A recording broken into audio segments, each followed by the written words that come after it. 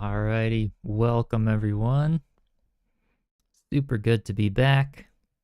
Looks like I'm gonna have to relaunch Enshrouded again. It always crashes when I start my streams. It's only that game. But hope y'all are doing well. Got Jerone, Branwyn, how's it going? Boiling the kettle again so you can get cozy. Oh, nice.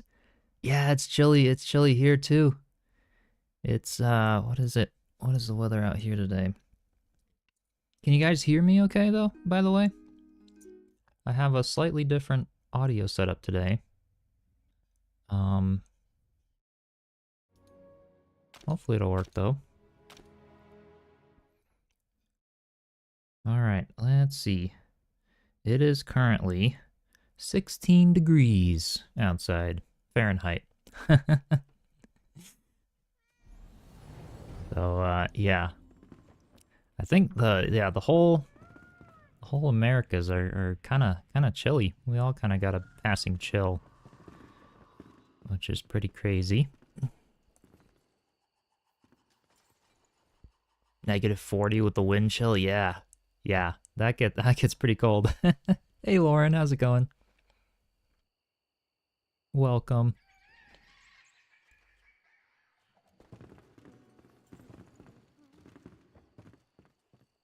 All right. So yeah, that's what I have planned for today. I am hoping to do some building on the forest village here, continuing. It's been a long time since the last time I streamed, which is, you know, I missed you guys. I was actually really busy doing lots of stuff, and I'll tell you all about it today. Oh, there goes the NPC. He always opens the door and comes out in the mornings. Oh, it's kind of cool. Kind of cool to have the village feeling more alive and everything. Oh, you actually got snow where you're all... Oh, yeah. You haven't gotten to this build yet. Okay, cool. Well, glad you could join today. Hey, Caladron, how's it going?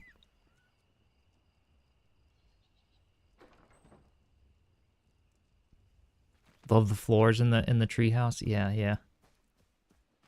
Caladron, you think I got a haircut? I didn't. It's been growing long since the holidays. Well, longer anyway. I'm probably due for one. I'm just not wearing my headphones today. So I hope you guys can at least hear me okay. Can you hear the game okay as well?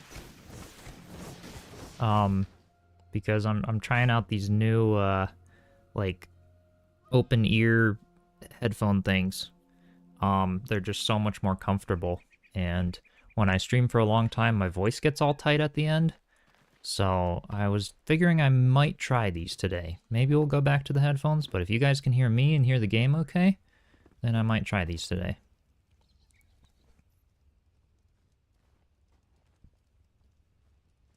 Loire, how's it going? Hey everyone. Game sounds pretty good. Okay, cool. Oh, your friends have those and love them. Oh, cool. Yeah. They're like the Shocks Open Run Pros or something. They're yeah. The sound is really great. I like the sound through them, but they just I don't know. Sometimes like headphones, I don't have like the big cushy studio headphones. These are more of like sports style headphones, and they just squeeze my head, and after like 3 hours of streaming, my voice just gets all tight. You can hear it at the beginning of the streams and the end. So I don't know. I figured I would try them. I would try them at least, but so as long as you guys can hear, which it sounds like you can, if I need to turn the game audio up at all, just let me know. Hopefully this will work out. And the plan for today is to sort of continue going up. I've started working on this lake up here, which goes under this area for the waterfall for the little Hobbit hole area down there. And I want to do a bridge that goes over here and kind of works its way up, either with a pathway or other little bridges and things, because eventually this will be a little ways in the future because we've got a lot of landscaping and work to do. But on the top of this big cliff, I want to build a big tavern for the village, like a huge tavern. It'll probably be one of the biggest builds of the village so far, with a big inn for all the villagers and a bunch of other stuff like that. So really magical location, so pretty. Yeah. No, it's an awesome spot in the Revelwood here, or in the Blackmire. I keep confusing the two because they're similar. Yep, we're just at the big tree right below the ancient spire in the Blackmire forest. And I love how it's kind of on the hill, so I can get this nice view of the forest here. And we still get some sunset views, so everything that I build on this side of the village will get the nice sunset views over here. And we'll get some nice lighting, so like the barn has it and everything. And we can look at the floating islands and stuff in the mountains there. And basically my prediction, so in between the mountains, yeah, right over here. So these are the mountains. This is kind of the edge of the mountain biome. And then we have Blackmire. And this whole area of red in here is actually off limits. We can't go there in this update yet. My prediction for this red area here is going to be a massive mountain lake or something along those lines. Maybe like an inland shore. You know, if they're planning on adding water, I think this would be a pretty cool spot to do it. To kind of have a lake that divides Blackmire with the mountains. I think that would be really, really cool. So this would be like a prime location, actually, for the Forest Village if they end up doing something with that spot. Because I could head right over in that direction and get to the lake. And yeah, we just have some nice views up here. So it's funny. I love how I can just keep the same world in Enshrouded through all the updates, and it still always works.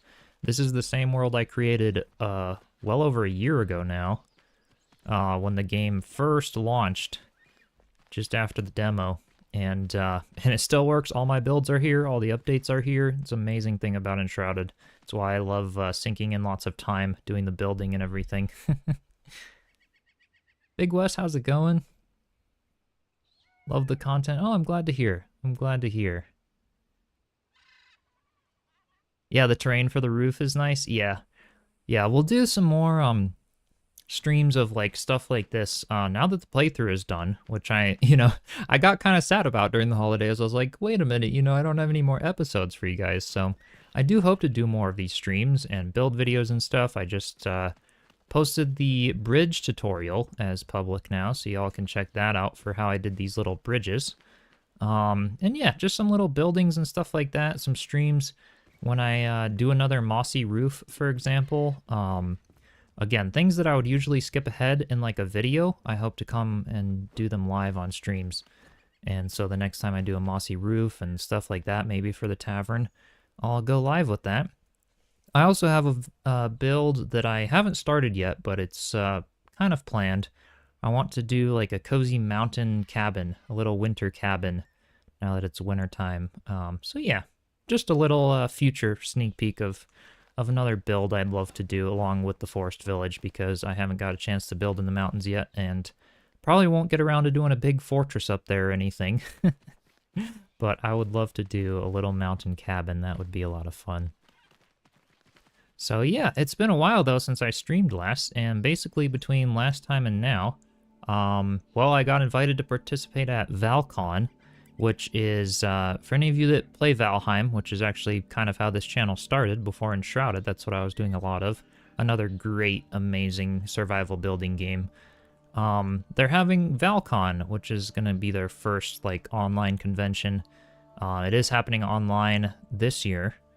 But, yeah, I'll put a little announcement out. You guys can join. It'll be, like, a bunch of servers and all the creators that are participating. I think it's actually over 100 creators participating, and we'll have like little booths that you can roam around the servers and check out, and there will be a 24-hour convention that will play continuously, and it'll be up for replay for you guys to watch, and that'll just be builds and challenges and live streams and just a whole bunch of fun. And I actually was working on a build for it. I'm doing a cozy little build in the Black Forest, so I'll post the video after the ValCon event is done. I think it's happening February 1st through 2nd. But yeah, I was busy with all the details for that, setting up my booth, getting my Valheim build done for it, and I may do some helping with co-hosting and on one of the panel discussions for that event. So yeah, I was busy with that. That was kind of what was taking some time during the new year, which is why this is kind of the first stream of the new year. I feel bad. It's already been like a month since the last time I streamed. At least I got a couple little videos out, but that was number one. And then number two, well, let me read some chat. Let me read some chat first. Thanks for the sub, Kai. How's it going? Yeah, you adore Valheim. Yeah, it's a great game. It really is. Yeah. Simplistic and utterly stunning. Absolutely. Great lighting and everything. Yeah. Got lots of ideas for me. Yeah, winter area. Oh, that'd be cool. I would love to, yeah. A town and inn already built. Yeah, yeah. Oh, that'd be awesome. I would love ideas, yeah, for the mountains and stuff for building. This location is right below the Blackmire ancient spire. So you just glide down and it's this big tree right here. Yeah, kind of near the shroud root. It's a nice spot, and it actually hasn't changed throughout the updates so far, so I don't have any weird looking terrain around it. Yeah, I really like it.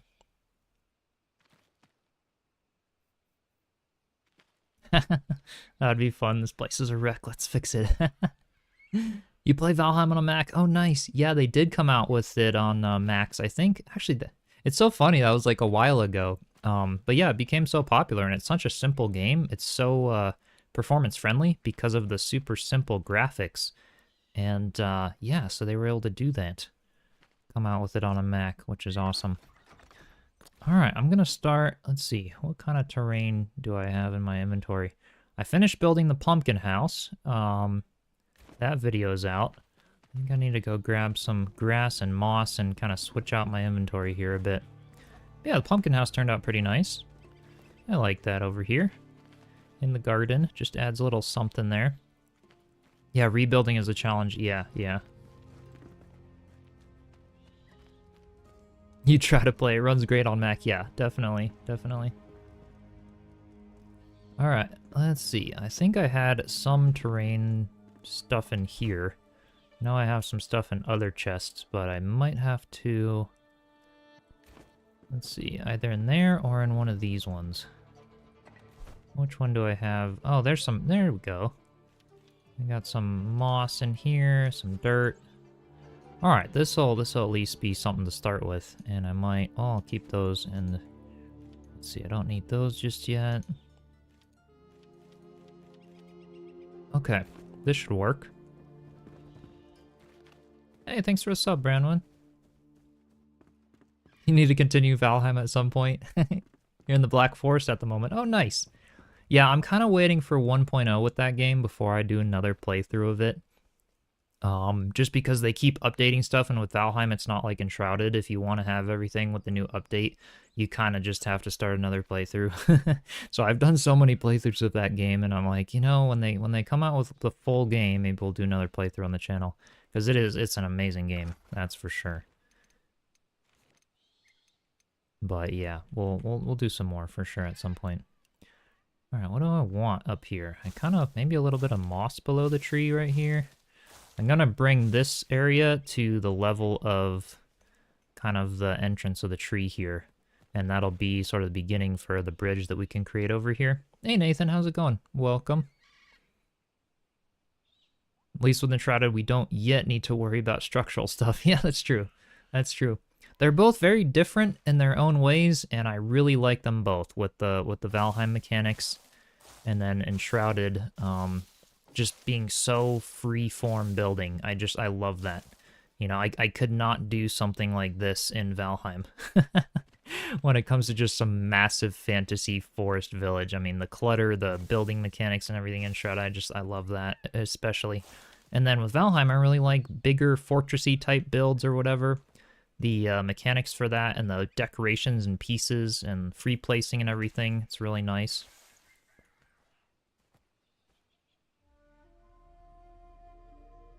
Oh, where do I have the altar? Yeah, that's a good question. So I have a whole playlist on my channel, actually, of the Forest Village so far.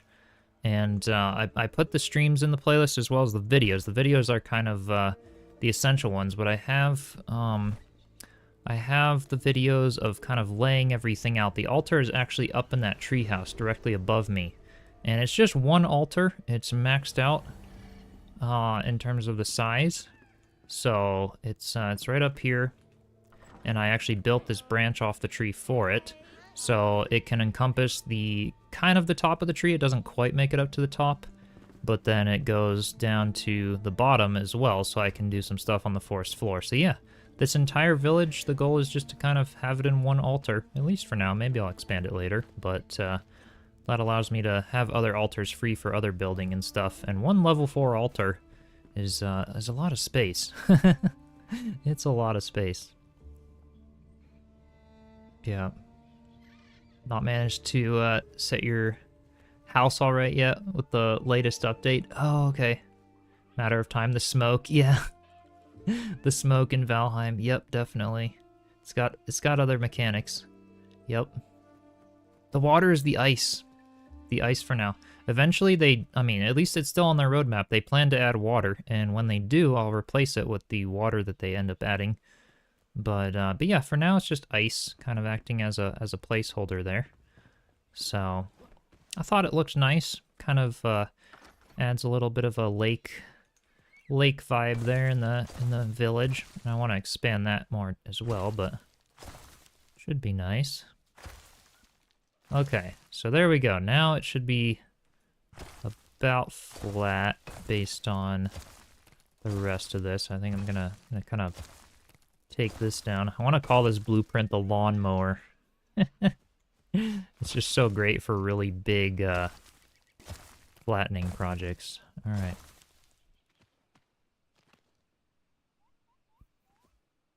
Yeah, a skating rink, right? Yep, exactly. All right, so I was playing a lot of Valheim, so I'm also kind of getting used to the building and the controls in Enshrouded. Because it's a little different, that's for sure. Ooh, I kind of like the moss right up here. It's kind of like a little outdoor lawn. Maybe I'll put a little fire pit and stuff here. And I wanted to kind of blend the path right up here.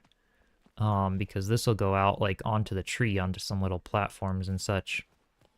And then this area, I know I want a bridge here, and then I'm not sure if I want it to kind of climb up here yet or not. I think I'm gonna just gonna do a little something across here, but I'm debating, and maybe let me know your guys' thoughts on this. Should I do the bridge there? I'm thinking I'll do it similar to these to match the style, but should I do it twice as wide as these ones? So like these ones are, the bridge itself is 4 blocks wide, and then the like railings and stuff, it makes it 6 blocks wide total. But I could maybe do the other one like 10 blocks wide or something. So maybe not quite double, but like 2 of these wood pieces, and make it just a big wide bridge. Because I feel like that would be a main area where people would be walking across, would be right here. Because it goes into where the tree is and everything else there. So I was kind of thinking that would maybe make sense. We'll have to see. Funny to see a villager on the ice. You know, that would be interesting. The guy down here has not gone onto the little ice lake down there yet.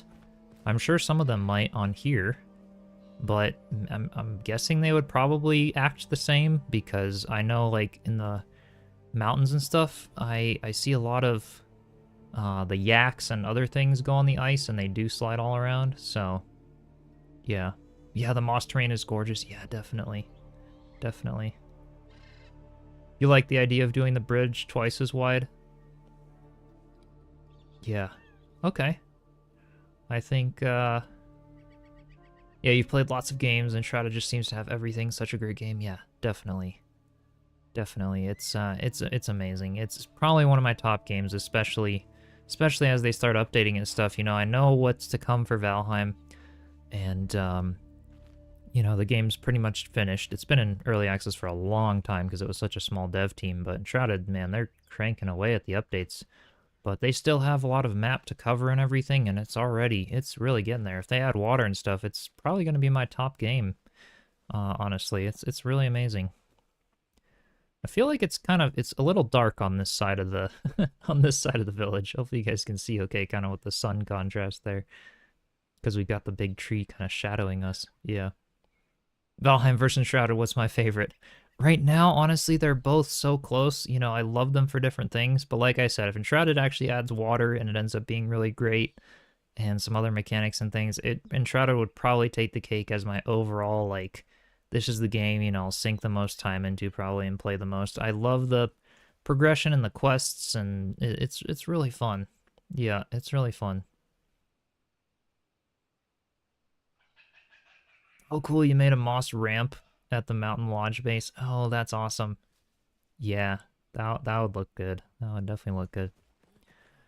All right, so I'm going to kind of continue a path here for myself. Let's see. I'm gonna start with my little snapping piece here. So right off of the edge of this thing, let's see. We're gonna do some outlining here, some planning with the stone block. I think right there. Yep, that should work. And then I'll turn snapping on. So that comes out, okay, to the exact edge of that. All right. So that's good to know.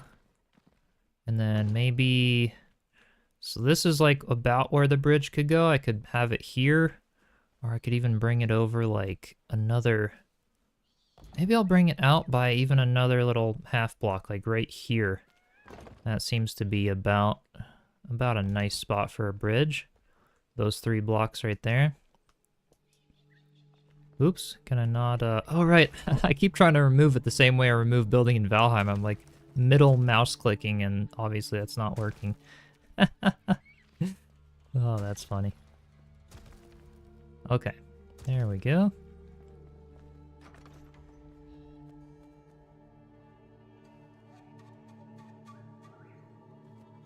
The sunny side is good, not in the shade. Yeah, yeah. You guys can see just fine here. I feel like with their newer lighting updates and stuff, that is one thing about Enshrouded.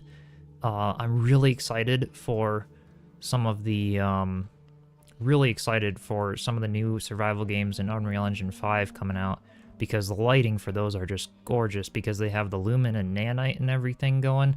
Enshrouded sadly doesn't have that in the engine that it's made in. So the lighting is just not quite there compared to some other games.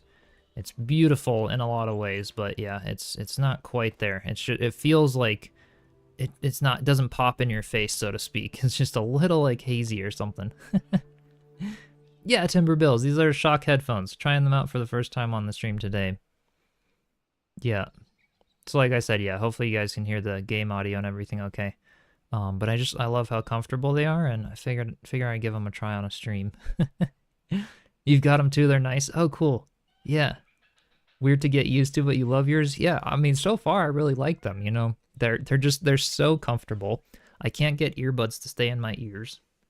So yeah, it's nice. It's really nice. You can see just fine the shade. Yeah, you need to keep the ice shadowed. Hey, this is a good point. Yeah. It does seem darker though. It is darker than the last update. So they've been doing lots of stuff to make it a lot more performance friendly. And even if I go like back to my very first YouTube videos from Enshrouded, my first builds that were done in the demo and stuff, and even when I played the closed beta and stuff, the lighting was so much nicer than it is now. I'm saying it's getting better now, but in a performance-friendly way. So it's just not quite as contrasty. The sunsets and the overall daytime lighting just isn't as bright and stuff. Yeah, it used to be a lot better, but it's way more performance-friendly now than it ever was as well. So I think I can understand where they're coming from at trying to kind of tweak some of that in favor of performance. You know, I love the good lighting and stuff, but I get that it has to be sacrificed for better performance. I just wish they had sliders to be able to turn things up, you know, if I went into display and stuff. Yeah, I wish they had certain things. Like I'm already on DLAA, for example, for the anti you know, aliasing, because DLSS, like the lighting gets even dimmer and weirder. I mean, it's okay, but I wish that I could just brighten it up a little bit. That'd be nice. I love the outfits. Yeah. The weapons and armor details in addition to the architecture. Definitely. Definitely. Yeah. You hate how dim all the chandeliers and stuff are? Yeah. They are pretty dim. In fact, they don't really have like a bright version of it. Yeah. But it's nice, and there's a lot of like I like the light of like the little candles and the little firefly lamps and little exterior lights and stuff. But you know, again, with the way their engine is, it is what it is, and we can't really get super good quality with the lighting just yet. So, all right, so this will kind of be about the center of my bridge. I'm thinking about this section. And I need to actually kind of reference about how I did my other ones because, all right. I think what I'm gonna do is go and get some more of those little, these guys. Gotta go make some more. I've got plenty of the heartwood, so I should be fine. Base building so satisfying and relaxing. Yeah, it's amazing. It's amazing. Any of you guys been looking at some of the new upcoming releases? I know we've got, I mean, Light No Fire, there's some speculation that that game might be coming out end of this year, maybe. But I'm excited for that one. Oh, you have a date when they'll release the 2025 roadmap for Enshrouded? We don't know just yet. I'm thinking end of January we'll know more. They're working on another update that's actually going to have first-person building mode in Enshrouded. I don't know if some of you have seen that, but they're working on first-person building mode, so you don't have to have your character in the way for when you're building inside. So it's gonna feel, you know, kind of like Minecraft, but just that's so nice. It's so amazing. You can just zoom all the way into your character, be in first-person mode now for building. That's gonna be awesome. And along with that update, you know, I do think they're still trying to do water. They've got a few other things on their maps. For what they're planning, but I'll kind of have to analyze what they've done so far on the roadmap they released and what they still have planned. I know water was one of the things they didn't do yet, but I think there's a few more. They wanted like in-game events and other things, so maybe that means seasonal decorations and stuff like that. You know, I like how they added the pumpkins, for example, but we don't have any holiday decorations. Yeah, the atmospheric lighting, yeah, it's nice. It's nice. Yeah, this is the little farmer house. Brandon, this is yeah. This is what I was building down here, so this is why we got all the plants and the little garden areas. Yep. Yeah, a loft looks interesting. Yeah, actually. Crimson started playing that. Oh, and thanks for the Twitch sub, Timber Builds. Appreciate it. What's the best build for your character in Enshrouded? You're new to the game. Oh, that's a great question. And actually, you're reminding me. I wanted to do a video now that I'm at level 35 for my character of my favorite mage build for Enshrouded. So I did go in the mage route, but I want to do a video of kind of the order that I like to get stuff in. Because I love this character build. It's a little too overpowered when you get endgame. It's not as good, but not, like when you're at endgame, man, this character can do anything. It's kind of nuts. Yep. You're loving the ranger, yeah. They have done a good job of balancing out some of the things so far. With the different characters and build-outs and stuff. I've heard the ranger is a lot of fun. Alright, there's some more of the tables. We're gonna need a lot of them for this, though. So I gotta check on the recipe again for... I think I had a workbench in here, didn't I? Think so. Yeah, right here. Okay. Let's see. Oh, it wasn't at the workbench. Carpenter, that's right. I gotta fast travel back up to the carpenter. Alright. Ah, you wish you could rotate items like windows and other things? Yeah, that would be nice. They could definitely do that, you know, like furniture. Like, I could see why we wouldn't be wanting to really rotate blocks or things, but the windows could be cool because then you could kind of build diagonal railings and stuff, because I like to use them for railings a lot. And that would be a nice thing to do. Yeah. All right, let's see. So what was the recipe? I thought it was the heartwood and something else. Where were all the little tables? There they are. Ooh, is this one the one that's twice as long, actually? Yeah, it's just Blackmire heartwood. Oh, cool. I gotta check because I think I did. Yeah, this is the other table. But how big is this in comparison to the other stuff? Let me drag some of these into my inventory here. Yeah, ranger appeals to your cowardly nature. Kill from a distance. Yeah, that was kind of the mage for me, you know. Crimson's the brave one. He was the tank in the playthrough. So are these the same width? They're not. I could do a bridge that's just this wide piece, though. You know what? I might actually do that. They're not the same width, but that could look cool.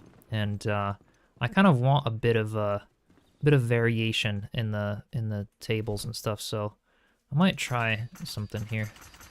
Fill my inventory with these.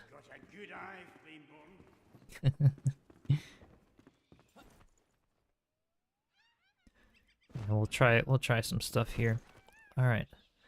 So I've got these really big tables, and I'm hoping that these actually have like a center to them. Do they? Yes, they do. Okay, perfect. So I can snap them in how I want them. And I'm thinking, let's see, where should the top of the bridge be? Maybe all the way up here. Maybe a little bit lower than that. Yeah, I'm thinking a little bit lower. Okay. So how wide is the snapping point for these? That's another thing I need to check on. So like if I build up by a little cube there, is the center of these even or is it odd? With the other tables it's odd. And I think with these ones it seems to be even. Okay, cool. So that'll make life easy for this bridge. All right. This is my whole thought process. I try to think of different things and how they all work, what I can snap where. It's funny, the whole odd even thing. Thinking of Squid Games again, I just rewatched season 1 to go into season 2 because they just released that. It's a pretty crazy show. All right, so I think I want to destroy this middle section here. And I want to, let's see, maybe, I think something like this, and then destroy those and put in a couple of blocks in the middle here, so I can kind of snap some stuff there. You always get super nervous at night too, it's scary. Yeah, some of the sounds, man, I remember, you know, it's funny you mentioned that, it's like, you guys mentioning stuff like this brings back my nostalgia of when I was like first trying the game and stuff. When I did my first Revelwood like cozy cabin build, I was freaking out. Like the big trees and when I had the torches and the shadows and stuff and the sounds, and man, I love those feelings in survival games when I feel it, you know, the first time. I'm like, oh, this is actually kind of creepy and kind of cool because I want to sleep in my house. Yeah. Fabric texture is lovely, yeah, and the color. It is nice. It's a little shiny, you know, a little waxy looking, especially since the new graphics updates, but at least it's nice, you know, they've got some nice movement. It's nice and flowy. Yeah, the Valheim developers, the sound design and the lighting, yeah, they really focus on that. Their whole motto is like, keep things as simple as possible. That's Valheim's motto. Enshrouded is more like, hey, let's listen to the community. And I really like that actually a lot, but I do also, yeah, I do respect and appreciate the simplicity of the Valheim devs. Okay, this was not centered, unfortunately. Let's see. Yep, okay. I want this to be back here, I think. Is that where I want it? Yes, there it is. Okay, perfect. And then I think, do I want it perfectly centered, or do I want to do something kind of like what I did for these bridges to have like a center of the bridge? I think I'm going to do a center of the bridge. So let's see here. I want to do, maybe, let me pick this up again. Let's see where I could put them that would maybe make sense. Gotta build myself a little snapping platforms. What do I use to tunnel into the trees? These, you know, like for these little tunnels and stuff, and for my staircase, this is all the foundation blueprints, actually.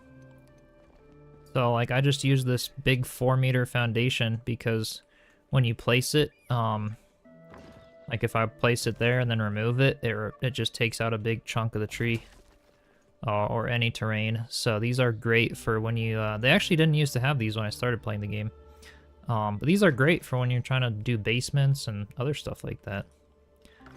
It's really nice. Alright, let's destroy these ones. Oops. I kind of just want to make myself a little frame here. Get this bridge done. Yeah, double jump in the glider updraft. Yeah, pretty much essentials for you. They kind of are for me too. You know, you don't need them, of course, but I seem to have them on all my character builds, that's for sure. All right, so I kind of want the wavy edge facing out, so let's rotate this and put it there. Does that look about right? That does. That looks good. All right, let's go with that. And then, what did I have? The conifer block. I gotta go grab some of those, because that's what I use in the middle of these other bridges.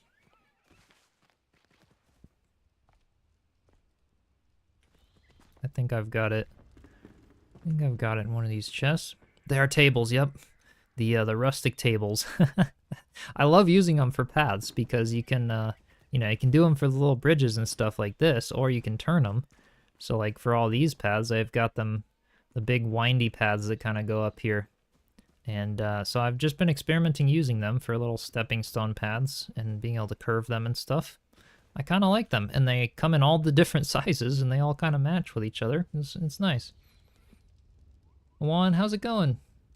So happy to see you. Love your videos and builds. Oh, thanks. Glad they've been helpful and inspiring. They look awesome. Yeah, they do. It definitely works out pretty well. Let's see, I'm wanting my other blocks. I'll get a storage area in this tree. That was the goal for underground here. I want to do a big storage area kind of back in here to get everything sorted eventually. But it's always weird coming to the big build after not having done it before. I'm like, where's all my stuff and everything? And switching games and everything. Yeah, thinking outside the box, yep. That's always my favorite, you know, with any game. It's always fun finding the new ways of trying to see how stuff goes together and how you can use other pieces to build things that weren't necessarily intended for that thing. All right, I think, yeah, right there. That looks good, okay. And I want one more row on this side. This is kind of like the center of the bridge, as I had it down there, but just twice the scale. I think it could be cool. Never enough storage, yeah. I know, signs, that would be amazing. I think that's another thing. You reminded me, that's another thing on their roadmap. They wanted signs to be a thing, because I do like that about Valheim and stuff. Yep. That would be really nice. Yeah, Valheim does a good job for that. Yeah, definitely.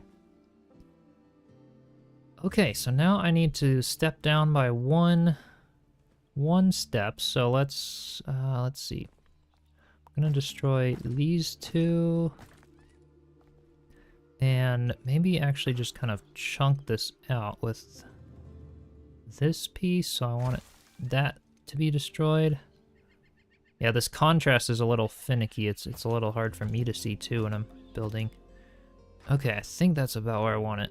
Does that allow me to sit the thing one block down? That's all I wanted, was just one block lower than these. I think so. Yep, that's the... I think I want the other side facing forward. I don't really remember. It doesn't matter which way I have these rotated. I think they'll look good either way. Is that about right? That looks Oh yeah, that's okay. Okay. I think that looks good. So let me go back to my blueprint. We can take that out again. And then I can climb, yeah, and climb up there. So that's how the bridge will be. It's simple, but I think this will work.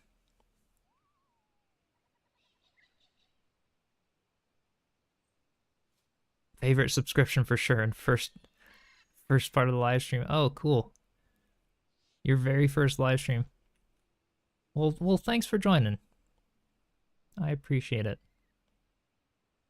Listening is like relaxing ASMR. I'm glad to hear. I am very glad to hear.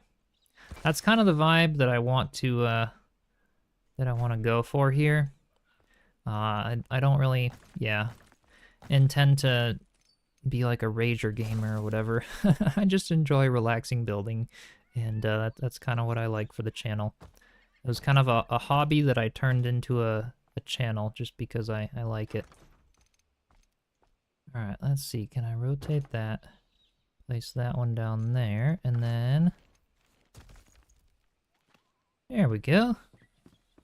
So there's a little bridge, and I'll do like the little railings and stuff over it. I think that's a great size. Yeah. That looks nice, because this area, like, a lot of people walk over this section, so I kind of like that size for the bridge there. That should be nice. Yeah. Some from UK, Canada. Oh, nice, nice. You love the internet? Chatting away with people all over the world? Yeah, exactly, right? This is what it's built for. Oh, the last table isn't aligned, is it not? I think it is. Yeah, it is. It's just rotated in like a different, you know, little bit of a different direction. But yeah, it's snapped there. They're not actually symmetrical, these tables, so they snap in place, but each side is like a slightly different curve. So that's why it'll look that way. But I like it. It's just a natural look.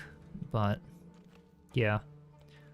Now I need roof blocks. Do I have those in my inventory? I do not. All right, let's go grab some roof blocks. Start figuring out a railing design for this bridge. I think I can make it work, but it's gonna have to be, yeah, a much larger scale. All right, I don't need the mycelium ones. Do I have any more roof blocks? I'm definitely going to need to get more of those if I don't. 11 is just not going to be enough. Yeah, we're gonna need to get more. Let's see if I've got them in the barn. Barn is most of my storage right now. I won't be keeping the ground under the bridge. Yeah, that's a good question there. So I'm just building the bridge first, and then yeah, we'll destroy all of this under here. In fact, yeah, I can do a little bit of that now. But yeah, if your question is like this ground here, this is all gonna be going. Yeah, and then those blocks there too and stuff will be going. So I'll have to kind of landscape that all to look nice eventually, but yep.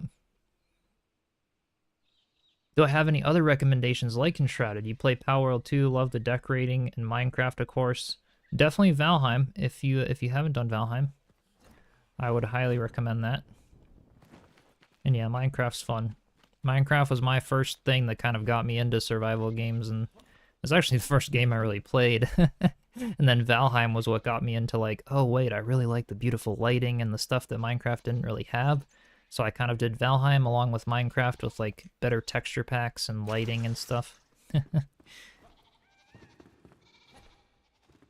Yeah, it really is nice with Enshrouded, the whole blueprint system, to be able to do really fine detail and then be able to switch to be able to do bigger stuff. Yeah, that's really nice.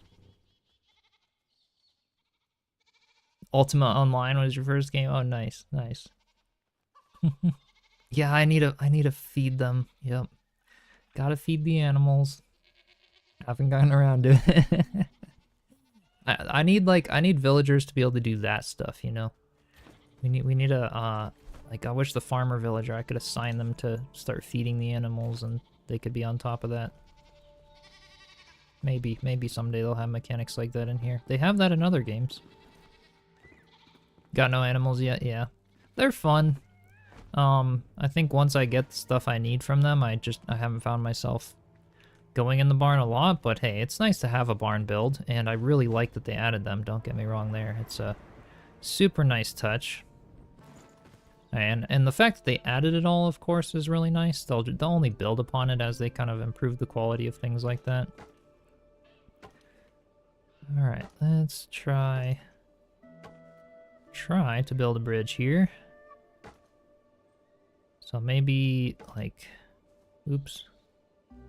Kind of don't want maybe that. I don't know. Nope, not that one. 2 of them there, and then continue out to the side with the roof blocks here. Yeah, even smaller blocks for more detail. Yeah, those would be cool. How confident am I that they're actually gonna get the water physics right?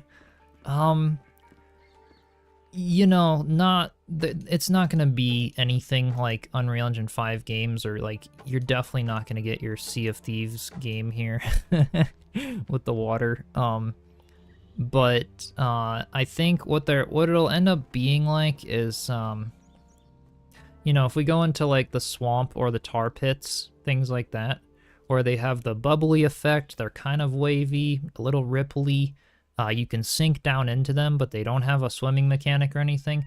So I think they're going to kind of combine that, you know, like the swampy texture and the mud and stuff. And then use, you know, with the mountain update, we got to see these shiny textures for the first time with the ice and the obsidian block and stuff. So I think they'll kind of combine that with the shiny texture to make it look like a, you know, ripply water, and then add a swimming mechanic for when we sink down into it. And I think it'll turn out pretty well. Do I think it's going to be like Valheim or other games where like there'll actually be big waves and other stuff? Probably not. But I'd be happier with anything versus nothing. So, but we'll see. You know, I really don't know. Maybe they're taking a while to really get it right. Maybe they really want to add good water. I have no idea. Yeah, the Valheim devs did a good job with the physics of the boats and the water. Yeah, it's fun. I mean, it's a Viking sailing game, so I would hope so, right? Yep. Yeah. Yeah, we have mounts and stuff in the future of Enshrouded. Yeah, that could be kind of cool. I don't know if they have that in the plans, but yeah, flowing water might be tricky. Yeah, I think that's what's going to be their trickiest bit. You know, I think it'll be something similar to like Minecraft, you know? They have the blocks and stuff of the water. Hang on, I'm gonna go up this little staircase, so look away if you don't want to get dizzy. I gotta get to my little, this is such a tall staircase. There it is. So the new, this new thing, whatever this is. What is this? The smelter. The newer smelter from the mountains has a flowing lava, like molten metal mechanic, where the molten metal float, like, kind of pours out of this spout and goes into this bowl here. So I think they can do it. Again, there's little sneak peeks of, like, what they've been able to do so far, that I think if they kind of combine it all and do it right, that it's definitely possible. It's just gonna be a little tricky, yeah. Yeah, manipulating the terrain. Yeah, if you dig next to a lake, will it flow into the hole? Yeah. Yeah. Yeah, I mean, that's kind of... It'll be interesting. I think there actually are some other voxel games that have water. It's a bit different. It is more like Minecraft-y style, so I'm wondering how they'll do it here. But... yeah, a little companion animal. Yeah, that would be cool. Gonna go watch the playthrough for a bit. Oh, nice. Well, thanks for stopping by. Have fun watching that. That was a lot of fun. And obviously we'll keep continuing the playthrough as I you know, more updates come out and stuff. That'll be a lot of fun. All right, so the railings for those bridges, I kind of did some sort of like a, let's see. How could I do this here? There we go. It's kind of along the lines of what I was going for. Let's just try it for now. So 2 there, and I think it's there, yep. So that we create those little, like, spiky looking things. Yep. That could probably work. But I wonder if we could make them bigger for this bridge. So, like, what if I put, ooh, that's kind of cool, but probably not what I'm going for. Oh, that creates, like, a texture instead. Okay. Yeah, so I probably want to keep it simple for this one. Hey, Hellcat Gaming, how's it going? Welcome. Building goes well. What do I think the 2025 roadmap will have? You know, yeah, I could try to pull up an image of the roadmap, but I'm thinking water, and you know, we know they're having first-person building mode and some other things, in-game events, easier ways to share your builds with players and stuff. I don't know what they have planned for that, but blueprints could be pretty cool. Yeah. Yeah, you're not a programmer. Don't have any idea for the water. Yeah. Yeah, me neither. You know, it's I've got some sense of how things work, but not, yeah. Up to your eyeballs as usual. Oh no. Well, I hope it's all going well. Hope it's all going well. I'm glad you could stop by for a little bit. Good to see you here. What if I kind of, let's see, one. Oh, wait. This definitely isn't, is this kind of, oh, it is somewhat centered. There we go. Yeah. I could kind of destroy that there, but I don't know. That's just this little end piece. Maybe I could put, what if I did put like a secondary, what would happen? Oh, it still creates the weird texture. Let's see. If I do this and, oops. Just trying to figure out a cool way I could maybe do the ends of the bridges. That could kind of work, but it sticks out a little far, so maybe I just keep it focused on the center there. Yeah, the carved texture on the end, yeah, it does look kind of cool. Yeah. Oh, nice, you're getting the book done. Oh, awesome. That's exciting. This is the fluffy set, the fluffy armor set. Yep. It's a nice one. Alright, so I want to just build this stuff back up. Let's see. Ooh, that's kind of nice to sort of phase the bridge down like this. So maybe if I destroy that. Ooh, that's nice. I like that. Okay. So, like that right there. So it kind of blends down into the edges a little bit better. Yep. Well, we'll go with that for now. I'll kind of mess around with a few different options here. But something along these lines. Do the same thing for this side with the, oops, slippery ice. I do love the ice, it's fun. Oh yeah, and what I was saying kind of at the beginning of the stream as well, in terms of what I've been doing for the new year. But I also have been working on editing some videos for my other channel. I have my personal channel. Some of you know that, some of you don't. And I built over the summer a new desk for my studio and a monitor shelf and speaker stands, and I'm kind of hoping to take that channel in the direction of helping creators with, you know, sharing tips on YouTube growth and video editing and audio and music and stuff along those lines. So I rebuilt my studio over the summer, and I had a bunch of video footage that I hadn't edited.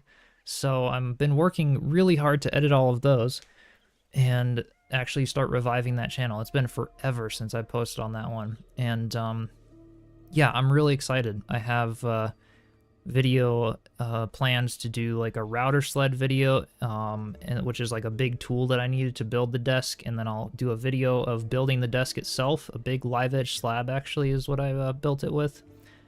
And then another video on speaker stands and other stuff, and then I'll do a full setup tour on that channel and kind of take it in that direction. So I'll let you guys know when all of that's out, but I've been super busy editing all of those to try to kind of balance the two. But yeah, so if you want to check out like my real life creativity stuff, then check out that channel. I've got it in the description. I could also link it in the chat here if it doesn't crash the Enshrouded game again, but all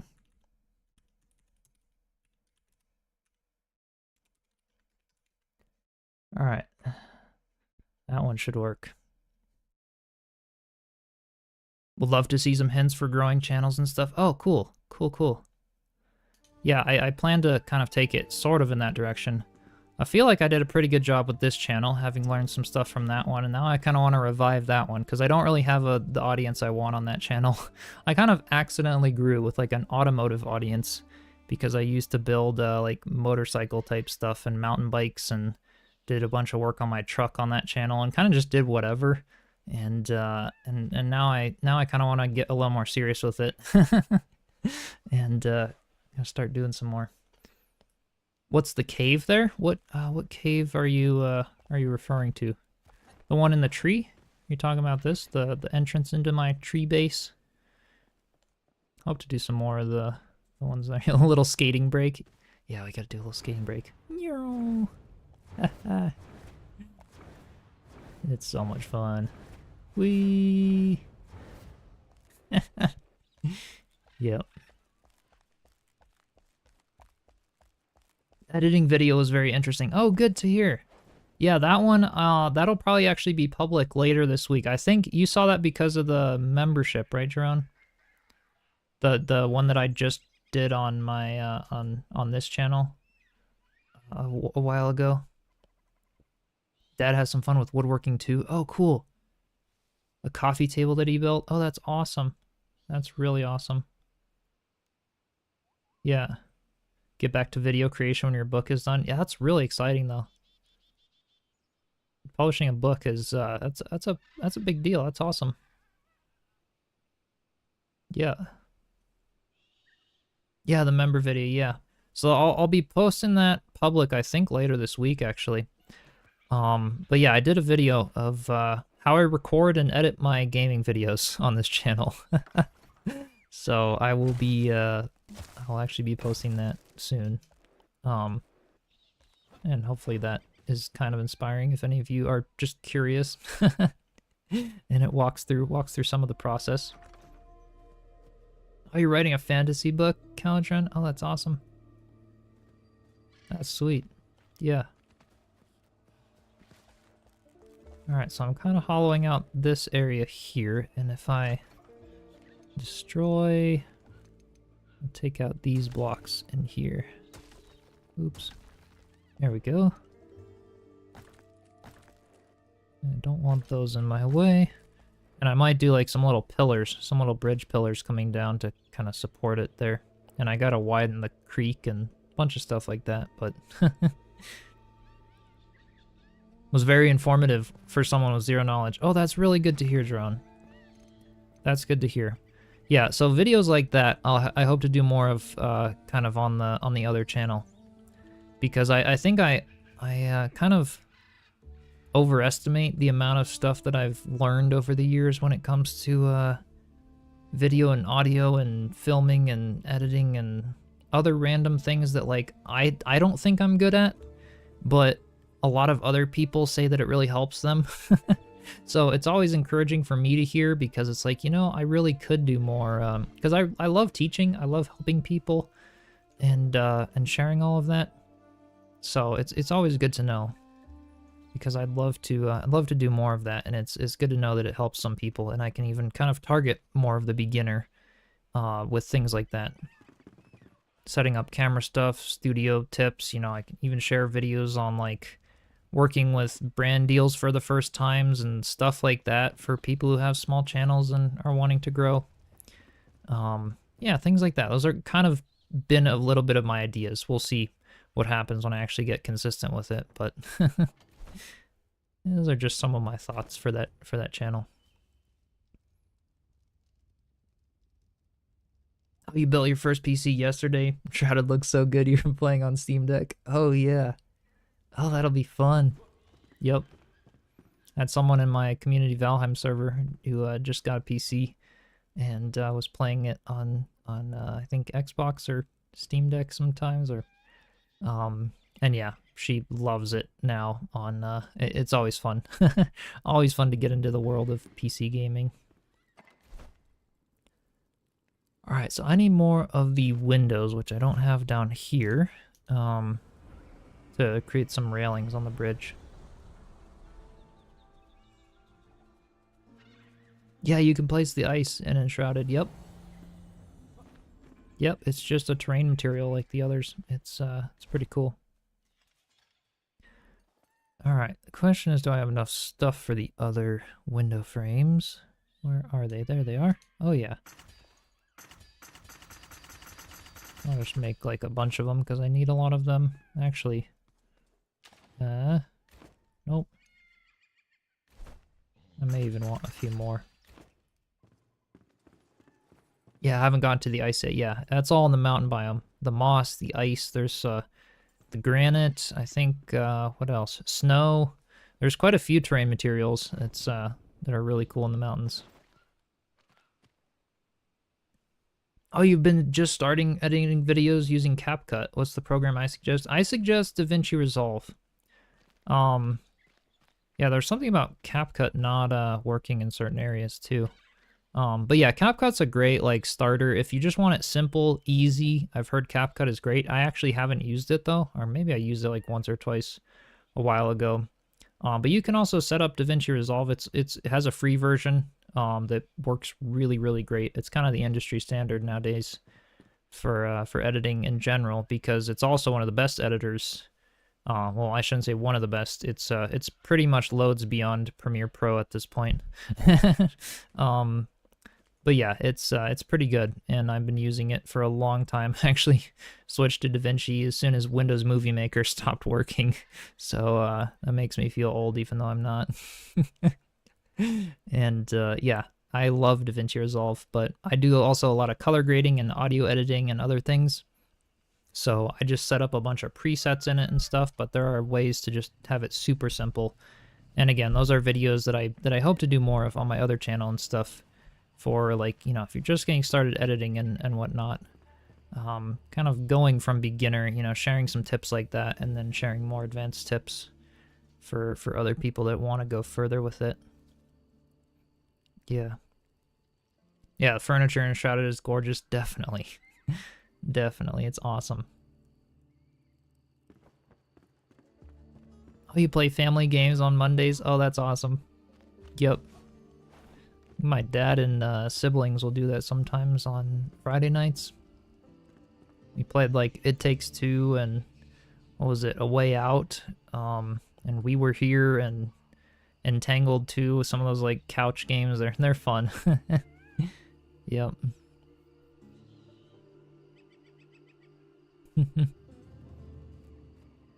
Yeah, the little blue luminous growth along the edges of the water. Yeah. That idea was actually to reflect down into the ice at night to make it glow blue because we couldn't phase like blue glowing blocks underneath it to shine through. So it made it look a lot more like fantasy, like water and stuff. I don't know. It was an idea that ended up actually working out pretty well. It was fun. Yeah.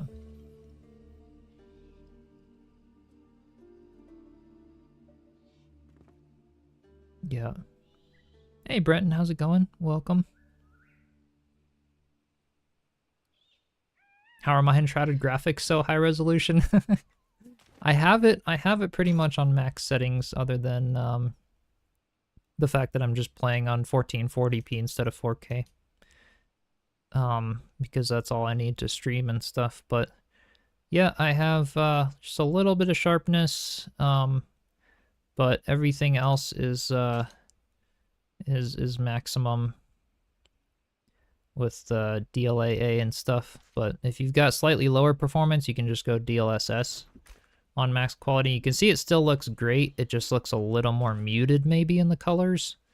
Whereas DLSS or DLAA is just the more natural version of the textures and stuff, which I kind of prefer if I can. But a supercomputer. Yeah, it kind of was. It's hard to think I built it like, well, yeah, it was 2 years ago, so it's still pretty new. And I did put a 4090 in it, which was just a game changer for my editing and color grading, and of course it's great for games too. And of course now they have the 5090. Yep. Use the glowy mushrooms to do that in Valheim. Yeah, totally. Can you do, oh, with the Mistlands mushrooms? I think you can. I don't know what biomes they grow in yet I did, but I think they grow in the Black Forest and stuff. But that's the thing with Valheim. Different plants, you know, they grow in certain biomes and not others. So I guess you'd have to see depending on what biome you're planning on building in. All right, so I want to try to get this railing. Maybe starting it like out there by one. Let's see if this works at all. Oops, maybe this, Alright, I'm actually gonna pick that one up and build myself a little, like, step here to place them on. Will that be enough to place some windows? Let's see. Yep, right there. And right there. Okay. Oh yeah, and then I could choose to go out a little farther with them. We'll see what happens. Do that same thing on the other side though. Oh, they only grow in the Mistlands. Okay, okay. Yeah, I'm not positive. Oh, the 2x2 square windows? Yeah. Those are nice. I just don't like they're only rounded. So I was wanting these ones, but I like how they go down here. It all kind of tie in and make sense once I get around to doing the pillars in the lake. So I'm not worried about the bottoms of them sticking down just yet. Oops, I don't think that's where I wanted it. Up here. Or is that too far in? I think that's too far in. Sometimes the perspectives of Enshrouded are a little finicky. There we go. Right there and right there. Perfect.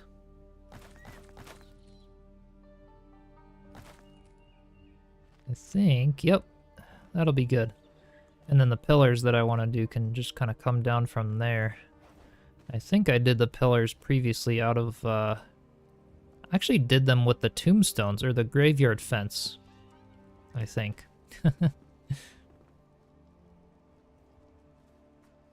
When will I build a blacksmith house for the forest village? I hope to do that at some point, probably in a bit. I have all of his stuff up in the tree, and it fits right now, but I kind of wanted to get a tavern done for all my villagers to prioritize that. But like this whole area here, I could build something. You know, this could maybe be a great spot for a blacksmith or carpenter. The alchemist, I was actually thinking of doing a hanging tree building for the alchemist up in the tree, because I have a lot of other plans for more tree houses and stuff. But yeah, the tavern was something that I really wanted to prioritize, which will go kind of on this cliff top here, and a big waterfall will come down from the cliff with a big water wheel. Maybe, if I can try to build a water wheel in Enshrouded. It obviously won't spin, but just for the looks of it, to maybe generate, you know, for grinding flour or something for the tavern. I don't know. Just part of the story. And yeah, so I hope to have a big tavern there, a little Hobbit village kind of on the back hill of the village there. And then this area could be little huts, you know, maybe the blacksmith and carpenter. I want to have some floating islands and stuff going off of here. Lots of big long-term plans, but we'll see. We'll see where it all goes. One step at a time so I don't get too overwhelmed. And keep it fun. That's the first priority. Okay, so what do you guys think of the bridge that's double the size? I think it turned out okay. And yeah, I got to do some little pillars and stuff. But how would I get up there? Oh, for the cliff up here, I can walk up here super easy. I always use scaffolding and stuff, but yeah, this hillside right here will have winding paths and stuff that goes off of it, because you can see my flame altar boundary is actually all the way up here. This is where it ends. So I have all the way up to here to build. So this kind of cliff top here was going to be the tavern, overlooking the rest of the village, with like a little windy path maybe in the front here that I kind of go down with and stuff. So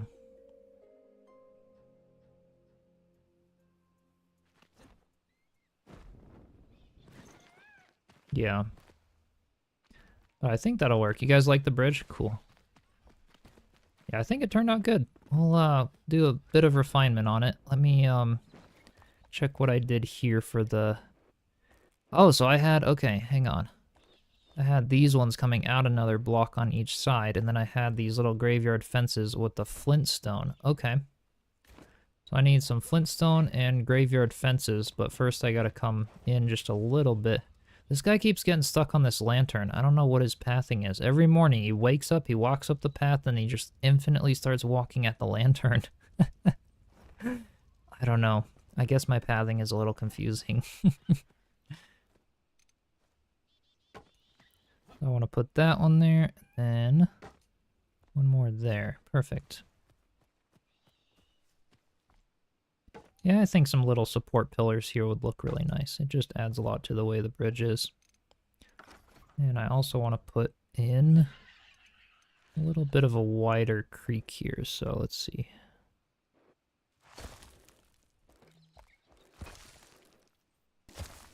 Maybe even if the creek part itself isn't super wide, just having a little bit more space under here would be nice, maybe.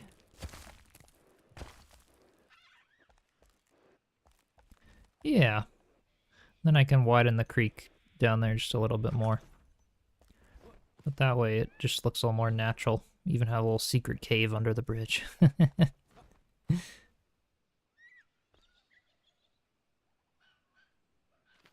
Yeah, I know, right? Funny pathing in general. Yeah, so he's done now. He's probably walking, I don't know where he went.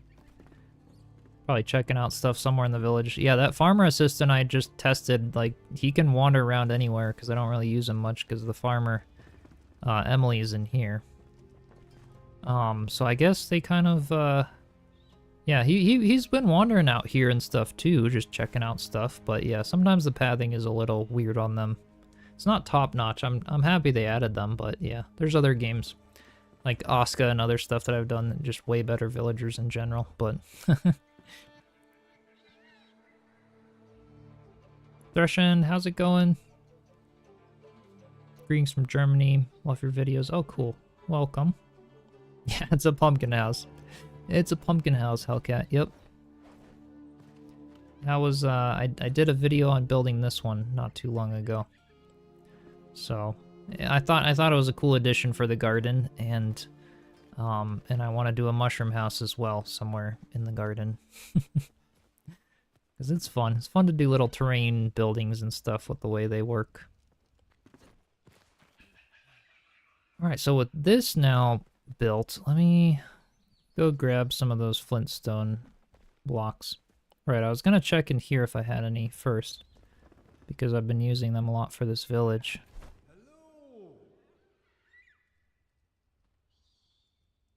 Robka, how's it going? Thanks for the cool building ideas. Hope I'm having a great day. I definitely am. Hope you are too. And I'm glad you like the building. Got to do a little farming shed. That was basically what the purpose of the pumpkin house was. Yep. It was it serves as a purpose as a farming shed. In fact, I haven't actually filled it with chests just yet. But that's literally all it is. It's well, yeah, I've started putting some chests in here. But yeah, it's basically just a little farming storage for seeds or whatever. It's very small. And I guess on Halloween I can carve a little face into the side and make it look cool, but yeah, that was a fun one. So yeah, I gotta go back to the barn to get some more flintstone.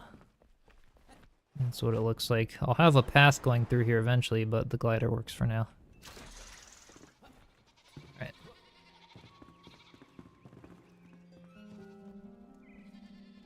Well, let's see. I want to get the flintstone.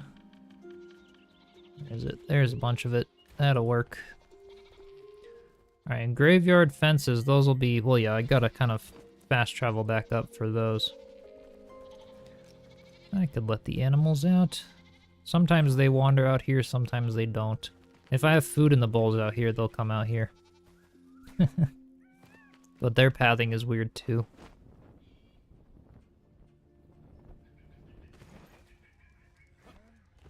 I always have the most filled bags you've ever seen on my inventory.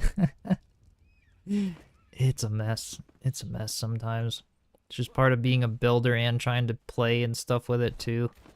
Like, why did I get all purified slime? I think I was trying to make the blocks, the glowing blocks and stuff, and got a bunch of that. Yeah, I'll get a storage and stuff. I forgot to sort my inventory before today's stream, though. I was like, you know what? I've been holding off doing a stream for a while, and I just finished editing one more of the videos for my other channel, so I'm gonna do a stream today. But I didn't really pre-plan it. I think, yeah, right here's a good spot for one of the pillars. And right here, this will work. Can I... Well, let's see. There we go. Just to come kind of all the way down. And one over here. So this is how I do the pillars off the bridge, and then I'll destroy the upper portion and replace it with the graveyard fence instead of the blocks. Something right here. Let's see, there and there. Alright, that should work.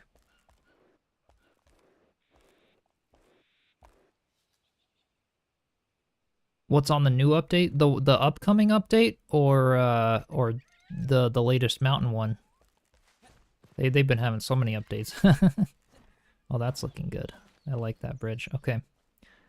Graveyard fences. Let's go grab 4 of those.